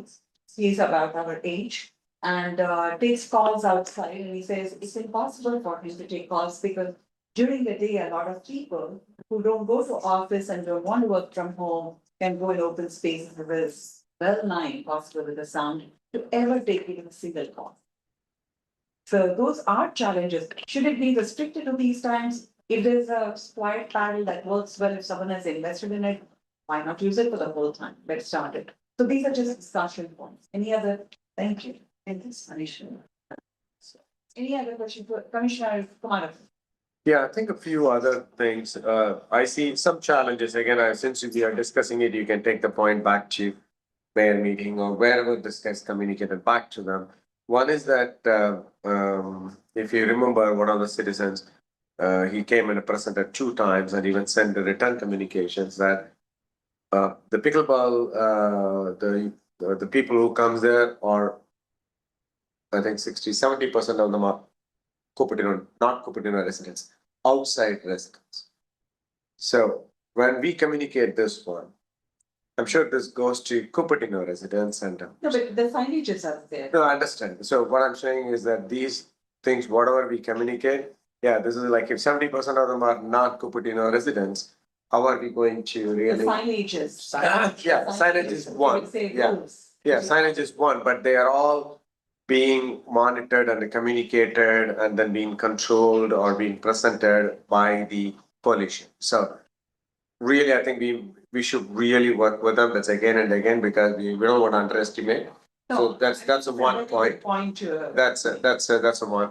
The other one is that which I don't know San Jose is planning to do, but somebody presented it is as the decibel meters they really put in there on it too. If it goes beyond that particular decibel, they will know that okay, any of the court has that 1 meter which talks about okay beyond this decibel is not allowed. That based on the paddle things, it's all not too expensive. Yeah. But we can put the decibel meters on all the courts so that whatever the place if it goes beyond, they know that they have to bring it down. It's a visual indication. There are decibel meters available, so that's another suggestion we can give it so that people can look into it and say is it a paddle or a noise? Doesn't matter if the decibel is going beyond, but it being red, and then they know that they need to bring it down. It's visually on their face. Otherwise, nobody knows. Oh, am I really disturbing the next door neighbor or not? They may not know. Again, I'm just giving you practical Thank you very much. challenges to which you can share, take it back and Yeah. then communicate. No, but you And have also one last, provided some suggestions, so please continue. yeah, so one last thing is, I don't know whether it is related to, there was written communication about the pickleball striping and then removing and Yeah. tennis, there is somebody really upset with Okay, it. I let's know talk there are about that communication, individually. is it part of this one or no? We can talk about that post this, let's talk. Oh, yeah, no problem. I'm just trying to bring that, is that part of the pickleball notification or nothing related? Not related to Okay, this, but that's we can- okay. We can definitely talk about. No it problem, yeah. Probably at another time. For No, no problem. clarification, I'll have an update on Sunlight. In your- Oh, super, thank you. That's all, I got it. Commissioner, from what I heard, Vice Chair and Commissioner Marapan, both of you had excellent ideas. There's no, we could actually consider including all of that. Community, the pickleball organization, it's brilliant, the more the merrier. So the residents can enforce. Yes, yes, both of them, there's no doer, doesn't have to be one or the other, it could be both. And the decibel meter is a wonderful idea as well. Any other questions, comments? And also potentially after this particular time slot, it could potentially become the norm for the city of Cupertino itself. Baby steps. So should we have a motion? Or should we just say these are discussion points? How do we do this? Should we just say, these are the discussion points and these are some of the recommendations, it is the way we would like the meeting minutes to show up is that the following were the suggestions and recommendations made. So it doesn't seem like we are picking and choosing, but these are a series of recommendations. So we did look into how if you want to be back as a commission after a discussion, when there was no action item, then you could do a straw vote as far as like any particular action What or is a straw vote? recommendation.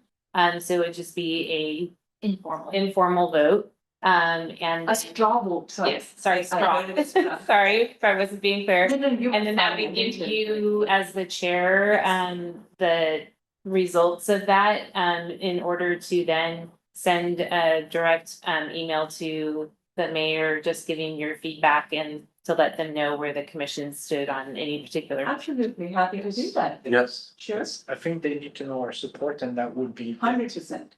So does anyone want to make the motion? I can. I would make it, like but to you know don't. motion, but you It would be can a, add, not motion, It but wouldn't be a motion, you would just When do you it say as. straw vote, Yeah, it's an How do we informal, say it? but just if there's Yeah.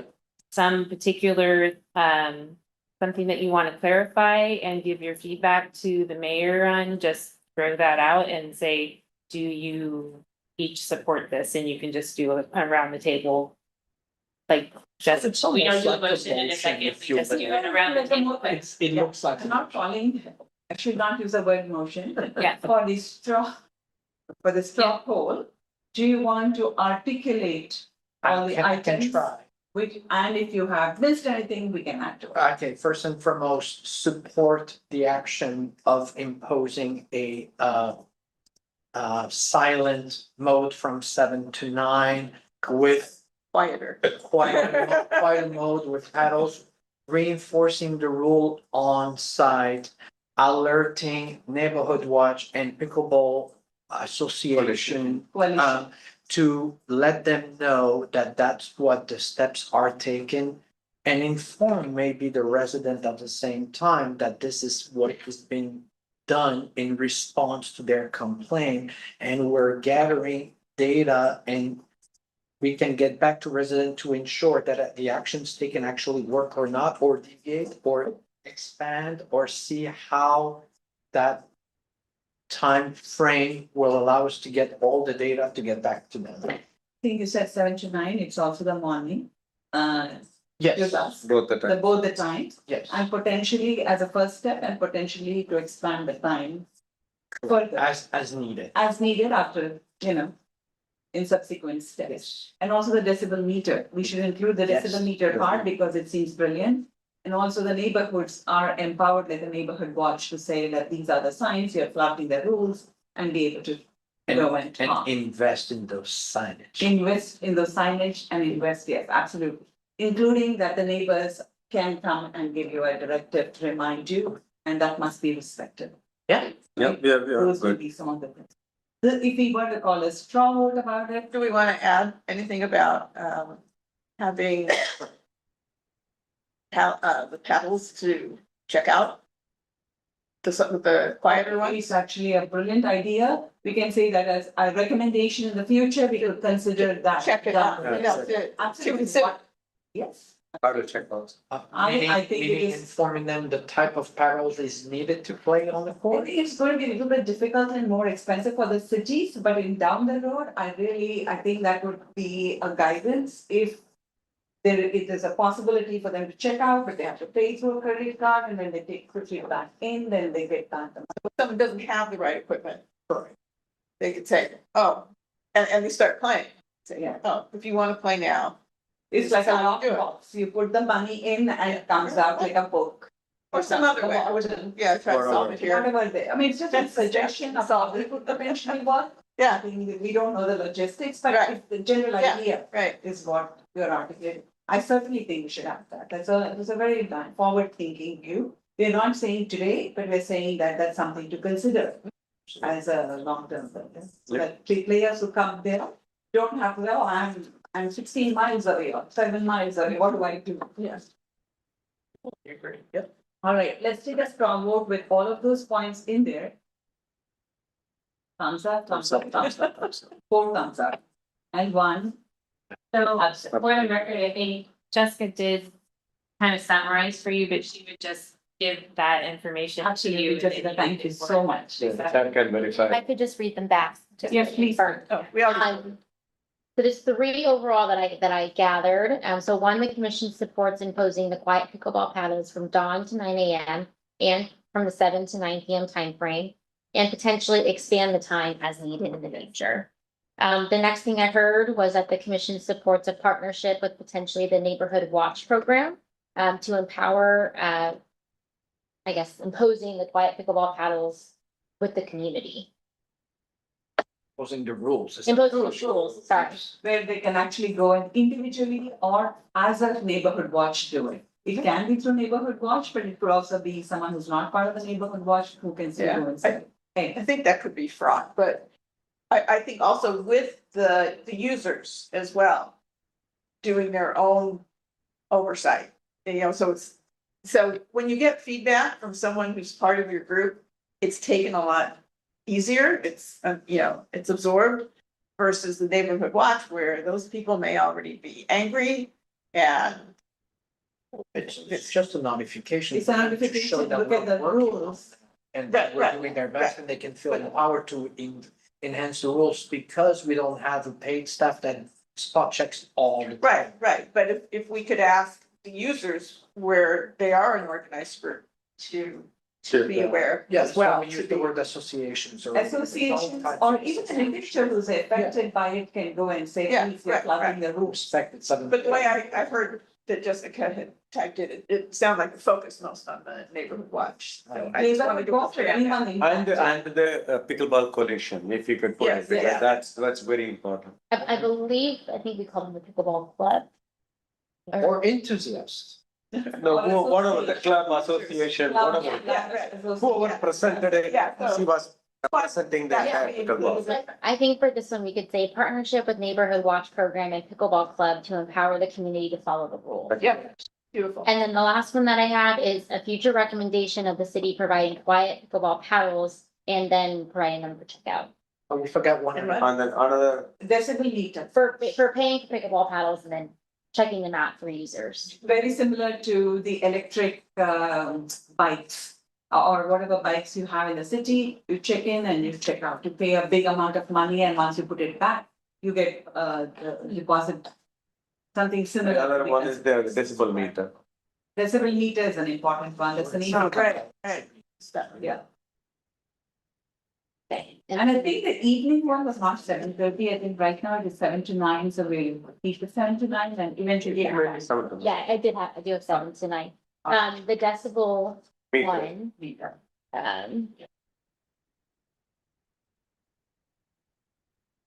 you support imposing, The sound levels, because Yeah. the decibel meter will visually tell them that they are more. Feedback. Yeah, it's immediately when they see if it's going on a red, we can set the decibel levels. So then if it goes beyond then during the play, then it will become red and then they know that, oh my God, okay. Either I need to lower down my voice or my pickleball pattern is producing more noise. It is like the speeding, automated. It's a speeding visual meter. Visualization that. And you it can have. be sponsored by a third party. Oh, Yes, third party sponsorship is welcome, not mandatory, but welcome. okay, so commission supports imposing a specified decibel sound meter. yeah. Yes. That's it. Enforce, Either through the the city's budget or through Donation. donations. Or the same. Yeah. Sorry, you said through donations? It could be either the city funds it or they could also accept donations for the same. Okay, So Excellent. And we should also put a note there that this would save the city hundreds of thousands of dollars in not having to build white walls. By empowering the citizens or residents as well as providing responsibility to the players. Decorum. The forum, absolutely, yeah, the forum. All right, That's pretty good. that is very good. So the next topic is staff and commission reports. I think. I'm gonna try doing this and having it on my computer so I can face you. Instead of doing this the whole time. Also, I think I'm just gonna skip to the pickleball update. So it just seamlessly goes Yes. to that, Sounds good. and then we'll go back to the beginning, is that okay? Yes. So a few updates on pickleball for you. Court number 1 at Memorial Park. Court number 1 at Memorial Park, the striping is actually complete, so they now put down permanent striping. And in response, you had asked about the email that was received. The striping was complete and the contractor came out, there was no damage to the court. They were able to proceed with completing the striping and the court has been inspected, it's fine. Okay. So, okay, and then this new initiative is aimed at reducing the noise during the early morning and evening hours. The signage posted is asking players, so just to reiterate, right now it's a request, so there's not anything right now to enforce. It's basically that they're asking that players use their own, judgment and that they self-police, I guess, on that. To use quiet category paddles during the certain times, which are dawn to 9 a.m., so the morning times, and 7 p.m. to 9 p.m. So right now that's still at a request, but they have their permanent striping and there's also signage for this, and they put in their request. So as of now, that's the pilot program that we're trying out. Okay, so then I'll skip it back up to the beginning. This just wanted to make sure to give you an update since you had received a presentation from Susan that about Lawrence Mitty, that has gone on to council through an informational memo. So if you wanted to see what was posted to council, you can get that information at cupertino.gov/memos. That was on Thursday, July 24th. Another project update, Jolly Man, the playground has reopened, but it's now reopened as an all-inclusive playground at Jolly Man Park. And we had a playground there before, now it's an all-inclusive playground. And that happened on June 13th, that we had a celebratory ribbon cutting, a few of you were there. And the exciting addition to our park system promotes inclusion, accessibility, and fun for everyone. And thank you to the commission for all of your input in the past on that project. Commissioner Stanek also spoke at the event. Okay. Pickleball we covered, and requested by the commission, our IT department has stepped in and put together the Parks and Recreation activity and facility dashboards. So you can now view this interactive dashboard at cupertino.gov/PR dashboard. I have 2 slides because one is there will be an activity statistics informational dashboard. And then the other will be a facility reservations information dashboard. Okay. Next, just to recap, we did have the 4th of July celebration this year, and we continued our morning activities. Last year, even though we didn't have fireworks, we still had the morning activities where we had the flag raising, the kids parade after the flag raising over to the amphitheater, and we had a concert. This year, we also sort of upped our kids' activities again. They were kind of pared back when we had some budget cuts, but we brought back few more activities for the kids. We did have some inflatable activities for them. We had farmer games with like tiny prizes for them. And we definitely saw more kids out there in the morning this last year. And then our fireworks were back and they went off without a hitch. At Hyde Middle School, they were set off and we had our viewing sites at Miller, Creekside, and Sedgwick. Yes. Yes. How many of you were there? I was there, but I wasn't, like many other residents, we were in the wrong side. We had to all move and we're talking thousands of people. We're behind the big tree. What site? I have all the pictures and Which videos site? here where the fire was. I We have the we were full Sedgwick. video. Sedgwick was really good. Yeah. Yeah. Very well We attended. I'll have had to to move talk to you actually in order to see. Yeah. that. I'll talk to you offline, see what you're saying. Okay, I have all the videos. Gotcha. Okay, Cupertino campout recap. It was on Saturday, July 19th, to Sunday, July 20th. And we had, 161 that were enrolled. Of that 161, 108 were residents, 55 non-residents. Thank you to Chair Swami and to Commissioner, Mara Papan. I had that wrong. No, perfect. Mara. I can't do it. Go policy. I'll practice. For helping to support the camp out and also for Commissioner Stanek, who helped at Disco at Desk, which was reported on earlier as well in the senior center update. Okay, moving on. Movies in the park, Fridays, so starting very soon, tomorrow. Our staff was just moving everything out to Creekside from August 8th to August 29th at 8 p.m. at Creekside Park. I think this is where you might have been watching the fireworks from. Our movie lineup, you can see the movie lineups. If you are going to attend, get there early, especially on the night for Wicked, because we expect that's going to be a big one. Also, sponsored by School of Rock. And so they will be out there passing out some information about their school as well. Okay, Hidden Treasures coming up. They're starting to collect donations from August 4th to October 10th. So if you have any hidden treasures in your home, feel free to bring them down. They accept things like gently used or like new jewelry, craft items, knickknacks, and more.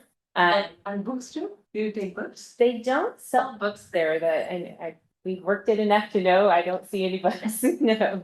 There's some first Holiday edition. decorations, a lot of kitchenware and lots of jewelry. I usually work in jewelry. So yeah, I don't remember Okay. books, yeah. But if you'd like more information, you can go to cupertino.gov/hidden. Okay, also coming up is the Senior Center Open House, Friday, August 22nd, from 10:30 to 12:30 at the Senior Center, sponsored by Star One Credit Union. And there you can learn more about the Senior Center classes, activities, and resources through demos and informational tabling.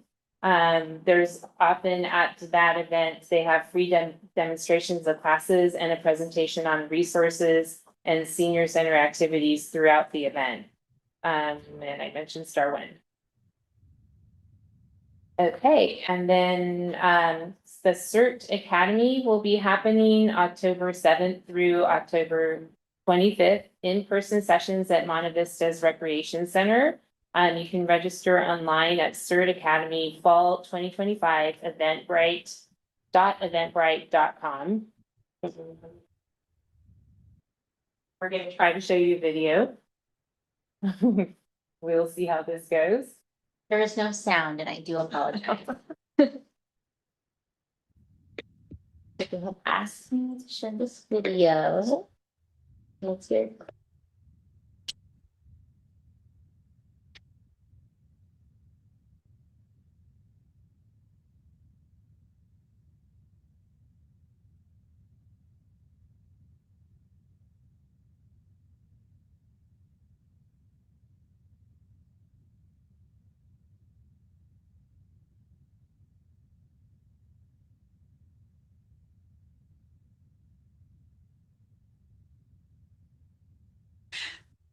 Is that it? Very, very quiet. So in case you don't know, CERT stands for Community Emergency Response Team, and it's a great training for residents to learn how to respond effectively during emergencies and provide practical skills to help others in a crisis. They often play an active role in supporting the community if there is any kind of disaster. And then last but not least, we have our reminders and updates. The Parks and Recreation Fall 2025 recreation schedule is out and our activities start September 2nd. You can get more information at cupertino.gov/rec schedule. And a reminder that our offices will be closed and facilities closed on Monday, September 1st in observance of Labor Day. And as per usual, our normal operating hours will be still at Blackberry Farm Golf Course and the Sports Center. And then the last item that I just wanted to share with you is that Jenny Koberman has retired from the city of Cupertino. And so Sonia Lee, me, will be your interim staff liaison for the foreseeable future. Nice one. Good person. That's it. Thank you very much for the update. Really appreciate it. Do we have any other comments? Just one comment on the Parks and Recreation magazine to still want to make sure the next one we do use QR code for data, feedback, all of that. It's so easy to create the QR code and it brings so much knowledge to the city, I think. I think that is something, thank you, Vice Chair Bowen. We've talked about this, I talked about this, rather, to the staff, and they're going to start providing us with that kind of data. So they're going to give us some time and provide it to us in October, September. What data are you? The usage of, the classes or, the facilities and all of that, so. So that will be on the dashboards that was shared Exactly. tonight. That dashboard will be. Got it. But I was referring to QR code. QR code on Parks and the Recreation Oh, magazine. magazine. Because they use data on how they send the magazine to those registered. But sometimes it's electronic and we have no feedback on that, no data. But we could do just a single page. I became a QR code specialist. And it's so easy to do, and we can get a feedback, what part of the book they like, what they would like to enhance. What helps them on the Parks and Recreation side, something that Oh, could what help activities? the commission and the mayors and the commissioners and the city council to really, that's a simple, easy Okay. QR code to add to get more feedback. You and know, why knowledge. don't we put that as an agenda item in the future? to That would discuss be it? wonderful, Because because it's so that data- important. We can do So so much with it. just to clarify or state what I think you're saying is to use QR codes for surveying information. Yes. Okay. No, I think, not more than just, I think it just. Yeah, And just anything kind of- else we want to add. Or any open-ended suggestions from the community, okay? All right, we can consider that. We are on to the next one.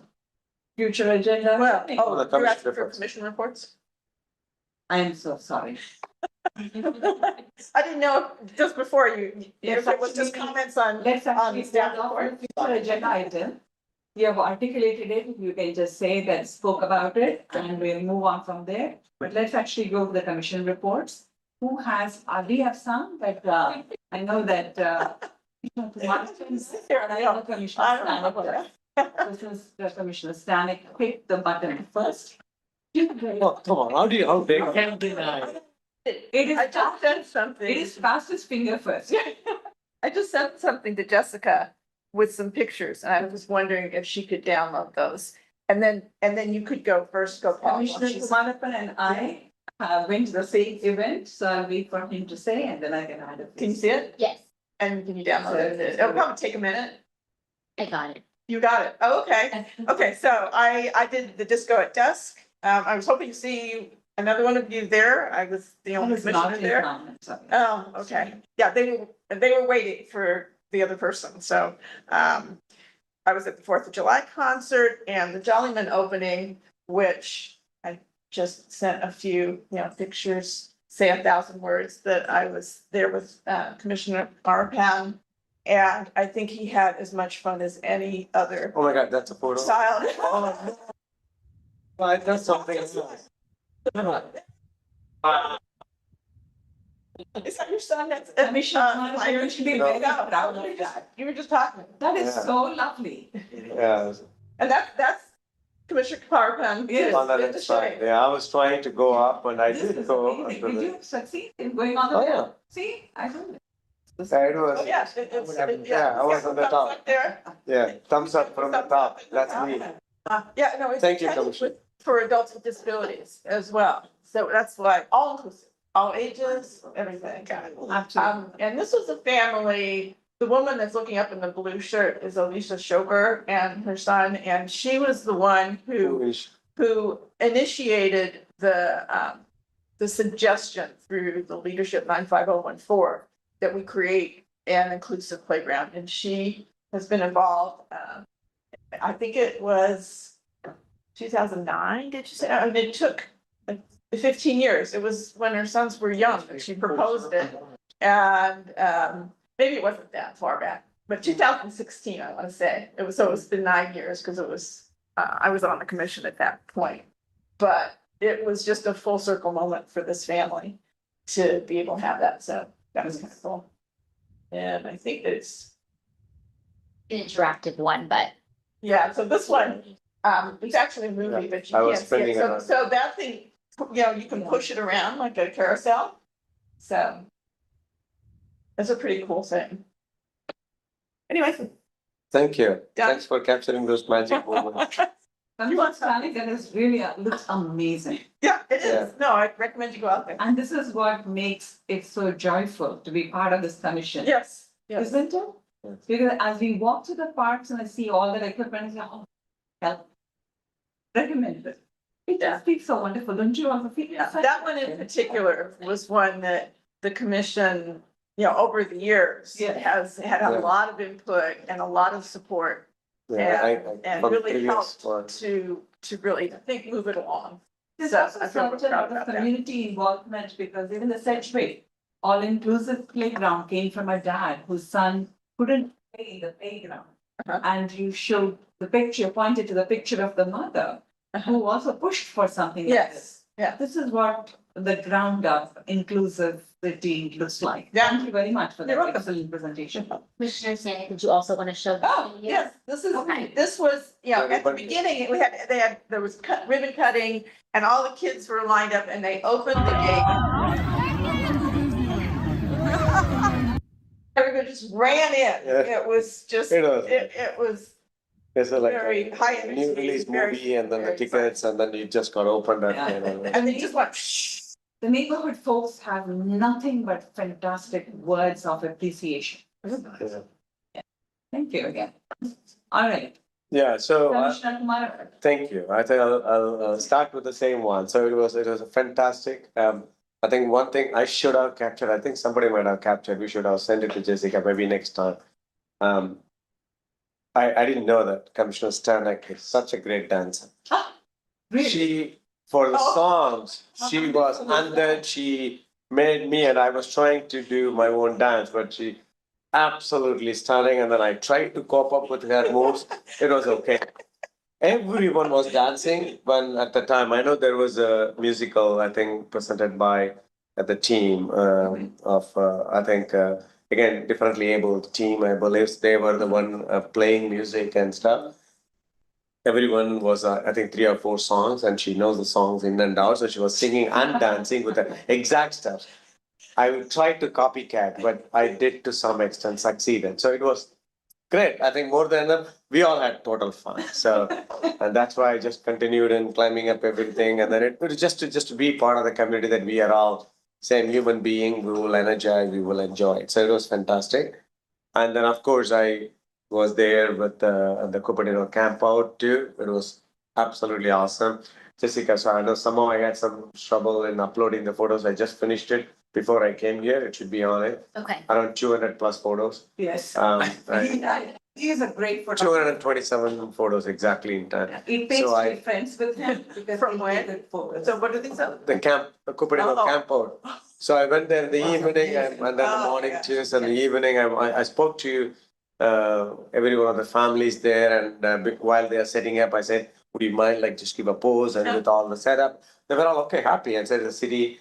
And then they said, oh, we'll be in the city website. I said, I don't know it, maybe the staff will decide. But everybody was fantastic, and the staff was amazing. Oh. I have to tell you, I think it's compared to the previous year or something, the enrollment is only 130 or something, even though 160 plus registered, only 100 kind of showed up. Showed up. But I think the enthusiasm from every one of the staff, helping the kids and the movie side and the marshmallow, oh, that was fantastic. First time I tasted that too. They taught me how to really do that with it, and then I was doing it. It was fantastic. Yeah. It's like it made you to be Yes. part of that one. So again, thank you for all the staff were there. They were just giving me some instructions on how to do this. Pop up, fantastic. So only those two I would like to bring it up. Thank you. I'd like Thanks to for add a few words because both you and I were there. All the parents, and there was only one parent who said, I have nothing to say, anything negative to say, but there's only one thing, The Lion King, my 2.5-year-old got scared. But I love Lion King, and I think everybody, it has stayed the test of time. It's one of the best movies. Everybody really enjoys it. But Yeah. more importantly, I think the general appreciation, which is why it makes me a little sad that we used to have 200 people and it's come down to 140. And I hope just because of how fun it is, really, this is the first time I have actually been there. If only people know. And quite a few of them are from San Jose across, which is fine. They had more than enough space to do that. And the staff, I think they were just so equally happy. I think Commissioner Kumarapan and I were like two kids who were given an unexpected lollipop. We really enjoyed it. Talking to all the people there, and he went independently, I went independently. I think you get energized when people are through. There's just something so beautiful about it. Yes, and the staff was also equally. So I think the energy level, that is something what the true community represents. Thank you again. Thanks Thank you. for the stuff. Pass it on to the staff. Yeah, Molly and team, and they were fantastic. And we have Commissioner, Vice Chair Bong. I just wanted to say how wonderful the 4th of July fireworks was. The neighborhood and the coordination with the police. There was a time where all the cars were on a standstill. Nobody was able to move within the street because they were all looking at the fantastic 4th of July firework. It was beautiful, it was great. And after 11 years of living in Cupertino, that was my first time. Oh. And I was not traveling, and I was in town, and I was at the park enjoying it. There were so many people, tons of family. It's just insane. Great overall. So great coordination from the staff, the police and all. It was safe. It was great. Yes. Thank you. Thank you. Definitely pass it along to the staff. Thank you. And the community came together as well. Because complete strangers talk to each other like they do. In fact, there was somebody who we said you can park in our driveway. And the dad's dad had locked himself out, so he couldn't see any fireworks. He went. And the family said, can you stay in your house, wait for him? I said, yeah. So he came back and they had a very good dessert, coffee, and they stayed over for an hour and a half. I should park in your driveway next time. Yes. So it's just like, it just brings people, and I don't know if I'll ever see them again, but it's just lovely. So yeah, all these events that the city brings up is just a testament to how your community. All right, do we have any other, or should we move to the next item? Yeah. All right, let's move to the future agenda setting. Well, I think I'm doing something for a future agenda. I would like to bring the QR code to the magazine. Do that. Really? Oh, that's such a surprise. Just for there. Feel all together. All right.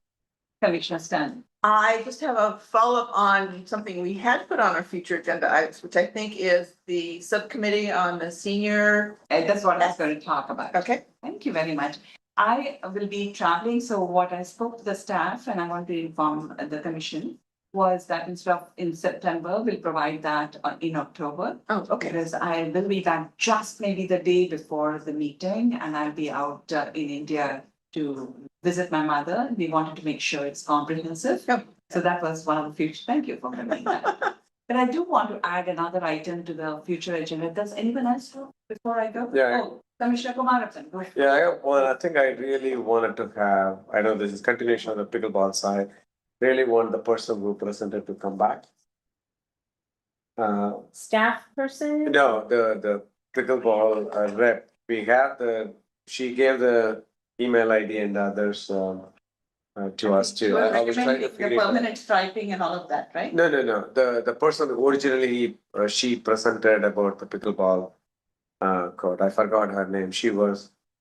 The San She Jose- came and presented it. I'm sure that you will It's have in her the, I'm sure it's in information the minutes. in the minutes. 2 or 3 months back, and I wanted her to come back and say all these things, how she is working with the players and stuff. I wanted to hear from them. From the.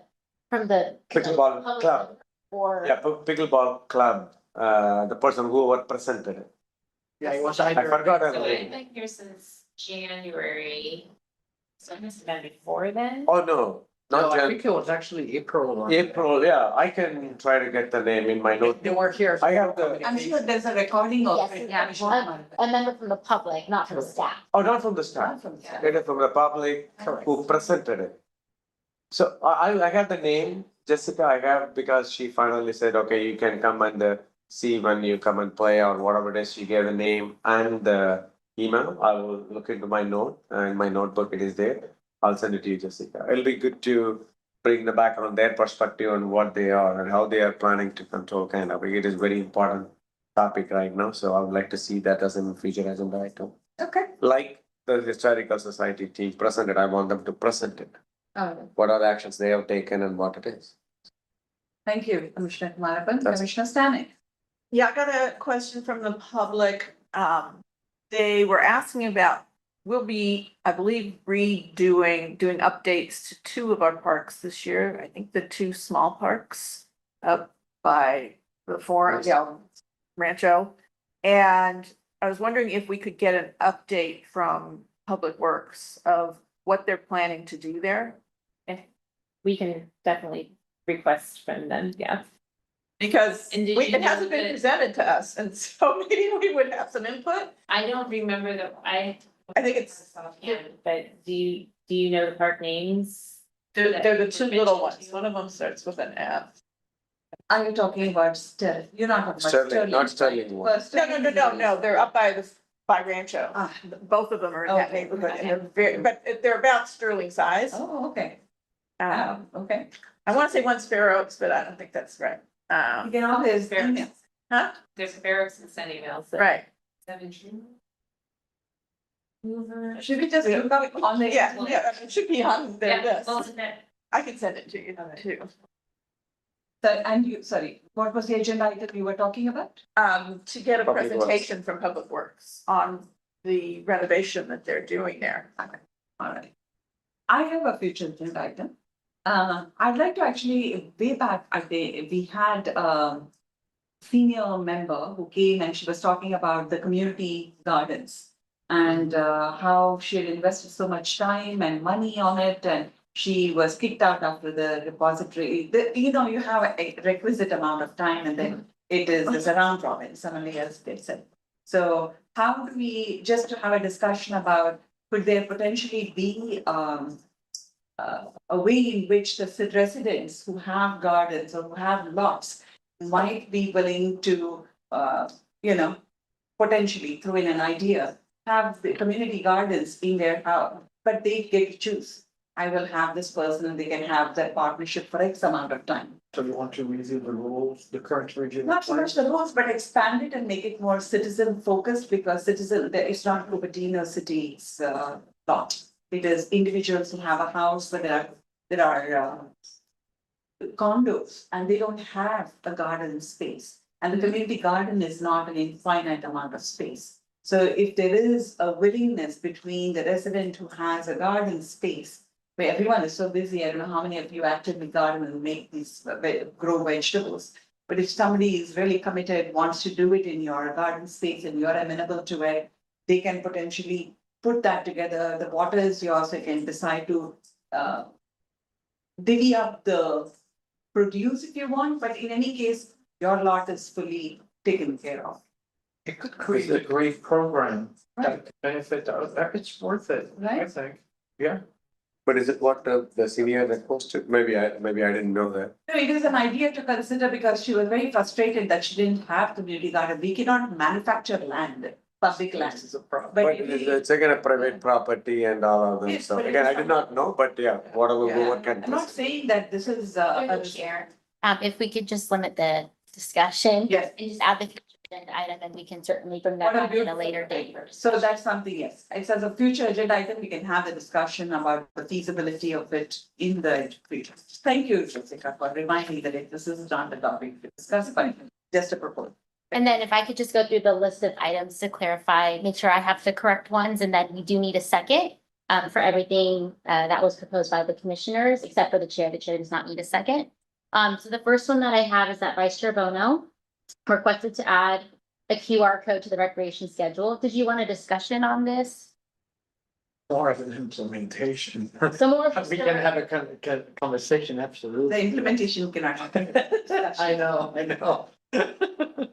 Yes, definitely an implementation, Okay, discussion, So make a, discussion, yes. do we need to second that? correct. Yes, I'm happy to second it. Thank you. Okay. And then Commissioner Kamarapan. Can I clarify that? Yeah. If that's something that is forwarded to staff and they're able to take that recommendation and implement it, do you still want a discussion on it? What will, like, common sense wise come afterwards is that they will have to come up to a 6 month or a year from now with some kind of a data. Once it's sent out again, because that's the data collection would be interested to know based on that action per se. It's one thing to do, it's another to review the results. Okay. So, but the discussion might come, if they were able to implement it, then the discussion might come later. Yeah, two things. The frequency of the. Yeah, but it's to find out for them to understand that they can close the gap on all the database that they need to, and it can be expanded as much as they want to, right? It's almost like a questionnaire. And then come back to us and tell us, hey, what is the feedback? Okay. And Thank you. I remind everyone through the chair, just wanted to make sure the goal here also is to save on paper. If they want an electronic version, we could ask them. I'm just saying, everything is possible. Thank you for the clarification. The next one is that Commissioner Kamarapan requested a discussion with the pickleball community member from the written comms, and we can go back and I can add in who it was.